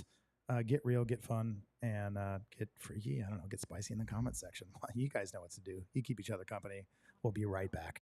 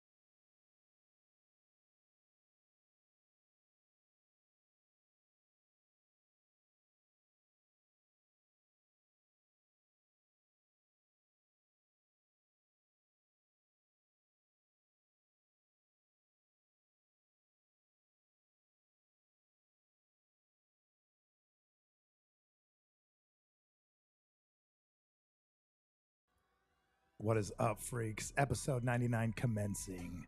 That's right. You got Joshua Ray Farmer, you got Ashlyn, and if you look over here into the corner, actually, I probably should have even tightened up the cameras, but that's okay. We got Jessie in her own little stage, and Ambergram in the corner all by herself. You know what, Ambergram? Let me just adjust it while we're here. Ready? Okay, I'm ready. I'm gonna do this. Yeah, there we go. That's still a little bit off frame, but you know what? It's not the worst thing. Now we got it up. We got everybody going. All right, Jesse, you want a voice changer, or is everything cool? We should have fun. Really? Let's see what we got here. Do you like that one? Oh, yeah. Oh my gosh. This one gets me so bad, Jesse. Oh, Oh, you did it to me again. Every single fucking time. I had a cool voice and Now I'm. Oh, yeah, we're back. I love to give her this one before and without letting her know because she gets all deep and serious, and it's just high pitch. That's so good. I don't know why it's so funny sounding for some reason. It's awesome. Anyway, so Jessie now is our lesbian bouncer. Okay. She's like, what? It just works really well. I guess I am now. Oh wait, I got the wrong one. Which one's that one? Her hair is not. Oh, that's scary. That's like a tunnel. I don't know which. Oh, we're back. Super far. Monster. That's what it is. The Monster Jam. Yes. That's awesome. Okay, let's get that off here because that's a little distracting, but it's super fun. Okay, so we're going to do a nice little sign off for episode 99 and warn you guys that next week is the last episode indefinitely. We don't know when we'll be back or what we'll be doing when we get back. But in the meantime, I do want to tell you guys, all you folks, all you ladies and gentlemen, relatives, customers, people, watchers, and peepers in the background that don't ever comment or thumbs us up, and I don't know why, but you should. All of you weirdos. Thank you guys so much for supporting the show. Episode 100 seems like, honestly, it seems like it should be way more. I feel like it should be episode 1000. But anyways, hundreds and hundreds of hours putting into this, learning tons of tech and all this freaking shit has drove me absolutely bonkers for the last couple of years. But I'm glad that I've learned it, and I definitely won't be the end of me. But so you guys and gals that don't know that this next episode will be the last one. And I think what we'll do is just have a good time, have a cigar and a whiskey. You guys join me in the comment section as usual, but also we'll do some recapping. Maybe I'll bring up the YouTube channel and we'll kind of scroll through some of the old episodes, memory lane, talk about some of the highlights, some of the dumb shit, some of the dumb stuff, how this all started, where it came from. You know, favorite episode. I think favorite episode would be cool. What's been your favorite episode? What's been your favorite episode? yes, Daddy. Can't be serious with these sound effects. What's wrong, Amber Graham? Cracked me up. I wasn't. These nuts. Got him. Got him. You almost hit her in the face with the mic, and then No, the I sound got effect. scared too. It was a bunch all at once. It was but ridiculous. You get in my face with that, I'll beat. ones that have like an interesting topic to me, like I don't know. Like, has there been one that you're like, that stands out, highlight, that stands out, oh, this part stands out, or this thing? I mean, I feel like there's always something to take away from every episode. There's always a Dr. Phil moment. Yeah, for sure. Whether it's simple or big or whatever, like there's always something. Do you remember, what was it, Jerry Springer? And at the end, it was always just like the worst show and like total smut. But at the end, he always had like his final thought. Do you remember that? Yes. And it was like, are you girls too young for this? I think Amber Graham, do you so. remember? Oh, I totally remember Jerry Springer. You I do? was more into Maury myself, and She's you are more- not the father. You are The not. DNA tests are back. Those cracked me Okay. up. But yes, I'm old 9 enough for 9 Jerry Springer. People later. I remember Interesting. being so young and being like, "That's 9 people, and none of them, like, None of them are the you father. only ovulate once a month. Like, She's mathing. how 9 people in like that short a period of time? That's interesting. It's scary. Yeah, I just remember at the very end of Jerry Springer, he would always do his final thoughts, and it was always like really thoughtful, like really heartfelt. And he actually started out as a heartfelt, thoughtful speaker in his show. And then, of course, by the late 90s, everything was just basically fucking online events, porn, and like fighting. Like it was always boobs out and people knocking each other out on every episode. We should do that. Knock people out. You guys ready? I'm just kidding. I think Jessie can I meant lift the f- that chair. I know she can. I meant the fighting part. Oh, I believe it. I'm Jessie's ready to gonna- throw the yeah. chair. She's ready. I remember our Barrel of Let's Monkeys. take They were this playing chair that. and throw it at Barrel your of Monkeys. face. Taking it to the next level. Monkeys on barrels. Wait, that was a game. It was a game. That is a game, Monkey Oh. Barrel. But I'm talking about at the paint night after Oh, God. hours. Yeah, the after hours Stacking. are fun. I actually Stacking each other Ye- up. maybe we shouldn't talk about this. Okay, No, it's because bad. Jesse is an incredible singer, and we should do some karaoke sometime live. And I don't think anybody's going to disagree with that. But maybe I shouldn't bring it up because I don't want to get them excited, and then they're going to request it. And if you guys request it a ton and start asking for it, then she's going to have to do it. And if she does, forced. and then we're going to do it, and then she's going to sing, and it's going to be great. Amber Graham, what do you think? I think people should start requesting it. I mean, it would just be so unfortunate, you know, To not share to that with the world. not share that. No, with I the actually world. agree. I think that's a good way to see it. It's like a community service, almost like Yeah. giving back. Yeah. Like do your part. How does Jesse feel about this? My Alright. share impression. I just need a bottle of wine first. I got two back here. Legit. a whole bottle, That's legit. and then I'll Mhm. sing karaoke. Yay. You heard it, Yes. people. You've heard it here. You heard it here. Start shipping your bottles of wine to High Sierra Tattoo Company. I like. So Amber just got away with murder. Start shipping your Pinot Grigio. Yes, that is my favorite. To Thank you for Jesse. remembering. Any red And wine. in there, just so we know exactly what it's for, just print lyrics to any Cher song possible and put it in there as a little love note, and then we'll see what happens. Wow. Preferably from the movie Burlesque. Yeah. Okay. Cher That's it, singing. that's it. Cher sing. I can't remember what the song is called. You haven't seen The Last of Me. I got it. You haven't, yeah, that's it. You guys heard it. This is gonna happen. This is happening. This is exciting. Yeah. You 'cause- guys were wondering the big news that was coming up. Yep, this is it. We're shooting Jesse's music video here, and that's why we need this space. 100%. Yeah. I am terrified for this situation. That's why we're taking a break. That's why we're Really taking cool. a break. Yeah, Mhm. because we're gonna get into production. Yeah. Super, super cool. Okay, I don't know what else I should say. I mean, I feel like next episode we're gonna do a Look lot at of Brody finals. Jade even gave him the address. To 601 send- West to Shaw, send the Clovis, wine. California, Yeah, 93612. Sweet A. Sweet A. Sweet A for sweet ass. Oh. That's awkward. Maybe not. Okay. Well, come on. It's cool. Maybe not. So see? Do you see what's happening? She didn't even need 601 wine. West Shaw. for She doesn't that. even need Just one. a She's couple had her high noons. seltzers. Does that happen, Jesse? She has her seltzers. They are that was actually pretty good, whatever you guys gave me. Whatever you forced me to drink earlier. Oh yeah, forced it. Forced you. Yeah, I or was you like, were You Jeez. stole my drink. It Gun wasn't to my head. forced. Oh yeah, stole it while she had a gun to my head. I don't even know if I'm allowed to say that. Jeez. Okay, so It's your podcast, you can say what you want. what's our closing thoughts? Bye. No, I'm just kidding. Bye. Peace out, Felicia. What about like any?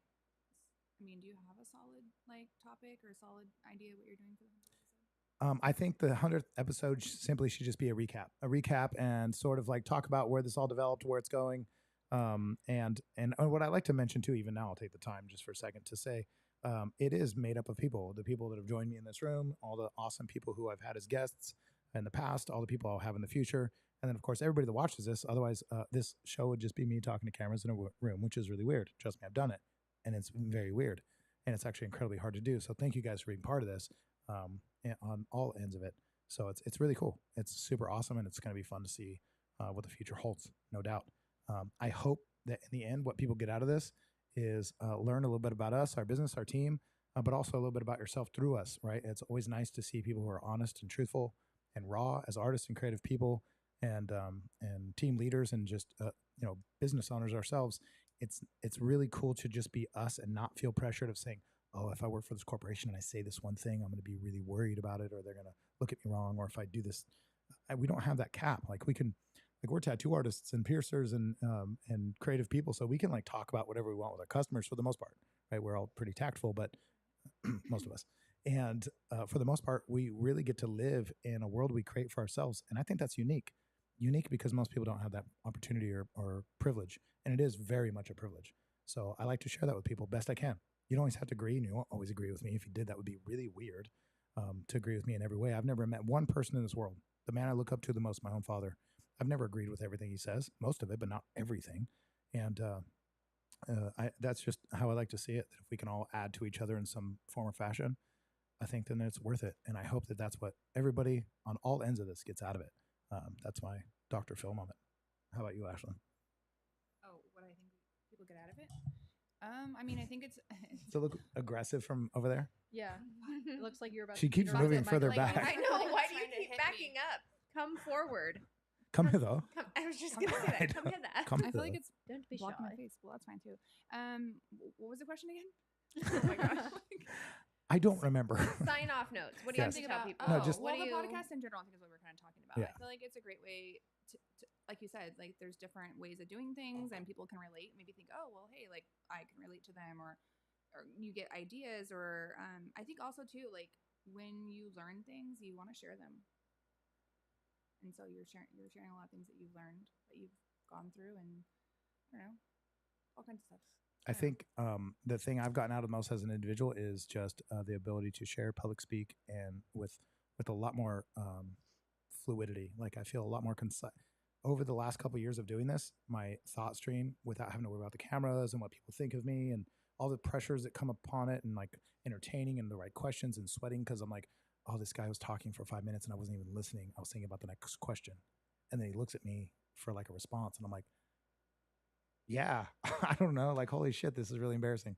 All the way to being able to eventually just flow through it. And as a personal development, like Curtis said earlier when he was here, he had brought up that the thing he's working on right now really is public speaking. And public speaking is a really simple, oversimplified way of saying communicating with other humans at a high level, to the masses, and touching them, reaching out and touching somebody in such a way that's legal and appropriate, right? But also, Let's just clarify. yeah, just to be real. Need to specify. Yeah. That I think it's really cool to have that impact on people, and he's excited about it. I'm excited about it. I already know the girls that work here are excited about it because they're good at it. I see it all the time. I see the way Amber talks to the girls in the shop. I see the way that even Jesse right now is looking up to the rest of the girls. I physically see it, not just the words they use. And it's fucking incredible because I am obsessed. If you guys don't already know, after 100 episodes nearly, if you don't know this already, you haven't been paying attention. I am obsessed with one thing: seeing something, thinking of something and knowing it doesn't exist in the world yet, and then imagining it, developing it, and then doing it. And now it exists in the physical world now, whether it's a tattoo that I dreamt up, a design or drawing, a team, an idea, Ambergram being here and me being like, I need someone that's this way, and it's like this, and it's team builder and these things. And then look at this. She's fucking sitting here right now and enjoying the live stream and being part of it. And that to me, there's nothing more exciting than knowing that this did not exist at one point in life and now it's here. Look at us. Look at us. Go team. Just Ambergramming it up. Ambergramming it up. And Jesse, I actually think the reason why Jesse's here is because of Peach, but also because I think she's gravitating towards I think she's the water finding its own level, and she found a frequency. And I think at the shop, it absolutely matches hers. And so I think that's why she's there. Oh, Peach has a huge part in how I even got into the shop. Yeah. She was pushing it so much, and I was very nervous, and I'm pretty sure that's why you're reluctant, because I was like, hello, sir. I have art that you can look at, but you don't have to if you don't want to. And that's not the way to go, but unfortunately, that's who I am. Yeah, I think it's cool, though, because the reason I said it earlier that I was a little reluctant in having you on the team was because you weren't letting anybody in. And I saw that, and that's okay. It's just that's how it happened. But once you broke through that, which I was giving you the opportunity, that's why I wanted you to come at me the way in which I kept kind of alluding to over time, because I wanted to break through those barriers and see who Jessie really was, and then when she did reveal who she really was by, let's say, coming at the shop correctly instead of Peach saying, "Hey, this girl wants to work here." It's like that doesn't work. Thank you for trying, Peach. That's awesome, but she needs to take the initiative, and I'm really happy. Impressed would be one thing, but I think you were probably this person I see before me. Even right before we met you, you were quite an impressive person, but I didn't see that. So thank you so much for giving us the opportunity to see that. It's been super fucking cool. Yeah, I love Jessie. Yes, super awesome. Okay, if anybody doesn't have anything they want to say before we sign off episode 99 and introduce 100 next week and have a nice little outing, not an outing, what is it called? Outro, nice little ending to the episode for the majority of this year, if maybe even for the rest of the year, who knows? I know you guys are going to miss us. A closing celebration, yes. I know you guys are going to miss us, but it'll be a lot of fun. Ambergram, thank you so much for being part of the show. Or an intermission. I love it. Long I'm intermission. happy. It's been super cool. It's been so fun. You are natural at this. Thank you. Like your job is people. It You are a I am people a person. people person at heart. Crazy. Even though I enjoy my time alone, I enjoy talking. Yeah, and to people just light up around you too. Good. I hope so. They sure do. That's like my goal. Well, in well, you life. won then. For sure. You've You're won. doing it. Like, And you look like you belong on a podcast. good. That's actually true. I feel like you look Good. like you have your own. Yeah. She's so comfortable. Maybe one day she will. Yeah, 100%. Maybe. We'll see. We'll After see. hours with Amber. Graham. Amber and Jesse, the Smooth takeover yet jazz. again. Yeah, exactly. Amber just- Takeover 2.0. Wine and karaoke. Yeah. Enjoy the next 6 hours. That would be cool. And then, of course, Ashlyn, thank you so much for all your help. Thank you for your support. Thanks for being a good friend over the years, many years actually, and watching me be an actual tard all the way to a little less of a tard Yeah, I was gonna say. or dork, whatever you want to call it. You're still a dork. Yeah, 100%. Always will be. But you and your family have been an integral part of my development. So thank you, and thank your family for that, especially your brothers. Justin also, like, I mean, where would I be without him as a scratch pad? Sorry, Justin. His stuff is so fucked up, dude, You're bro. gonna have to show him. No. I've asked for Josh to do like Oh. before and after to prove that you can make I mean, it that far. It's inspiring. It is. For some. Okay. For some. Okay. Justin, I love you, bro. I hope all is well. And I'm really sorry. Like all the stuff I've You know what? I think he's actually ready for some more. So I've made more mistakes on him than any other person in this world. I can count 2. Yes. Yep. I can think of 3. Maybe 3. Yeah. Actually, I know of 3 exactly. Okay. So anyway, I'm going to end this episode with that. Thank you, ladies and gentlemen, boys and girls, and all of you on here. Jesse, of course, Amber Graham and Ashlyn. Thank you guys so much for joining me. Ladies and gentlemen, on the live stream, we will see you next week for episode. 100. What is it? What's the number next week? 100. What? 100. 100? Wait, do it with the voice. 100. I don't even need. I There it don't is. need the voice to. 100. So, there we go. you gotta show her face. Yeah, That's I gotta totally be the screwed that up. intro. Can you So, make her the Jesse, intro for next episode? Jesse, take us out. Take us out of episode 99 and introduce us to episode 100 next week. We will see you next week, episode 100. You ladies and gentlemen, have a great night. 100! Yeah!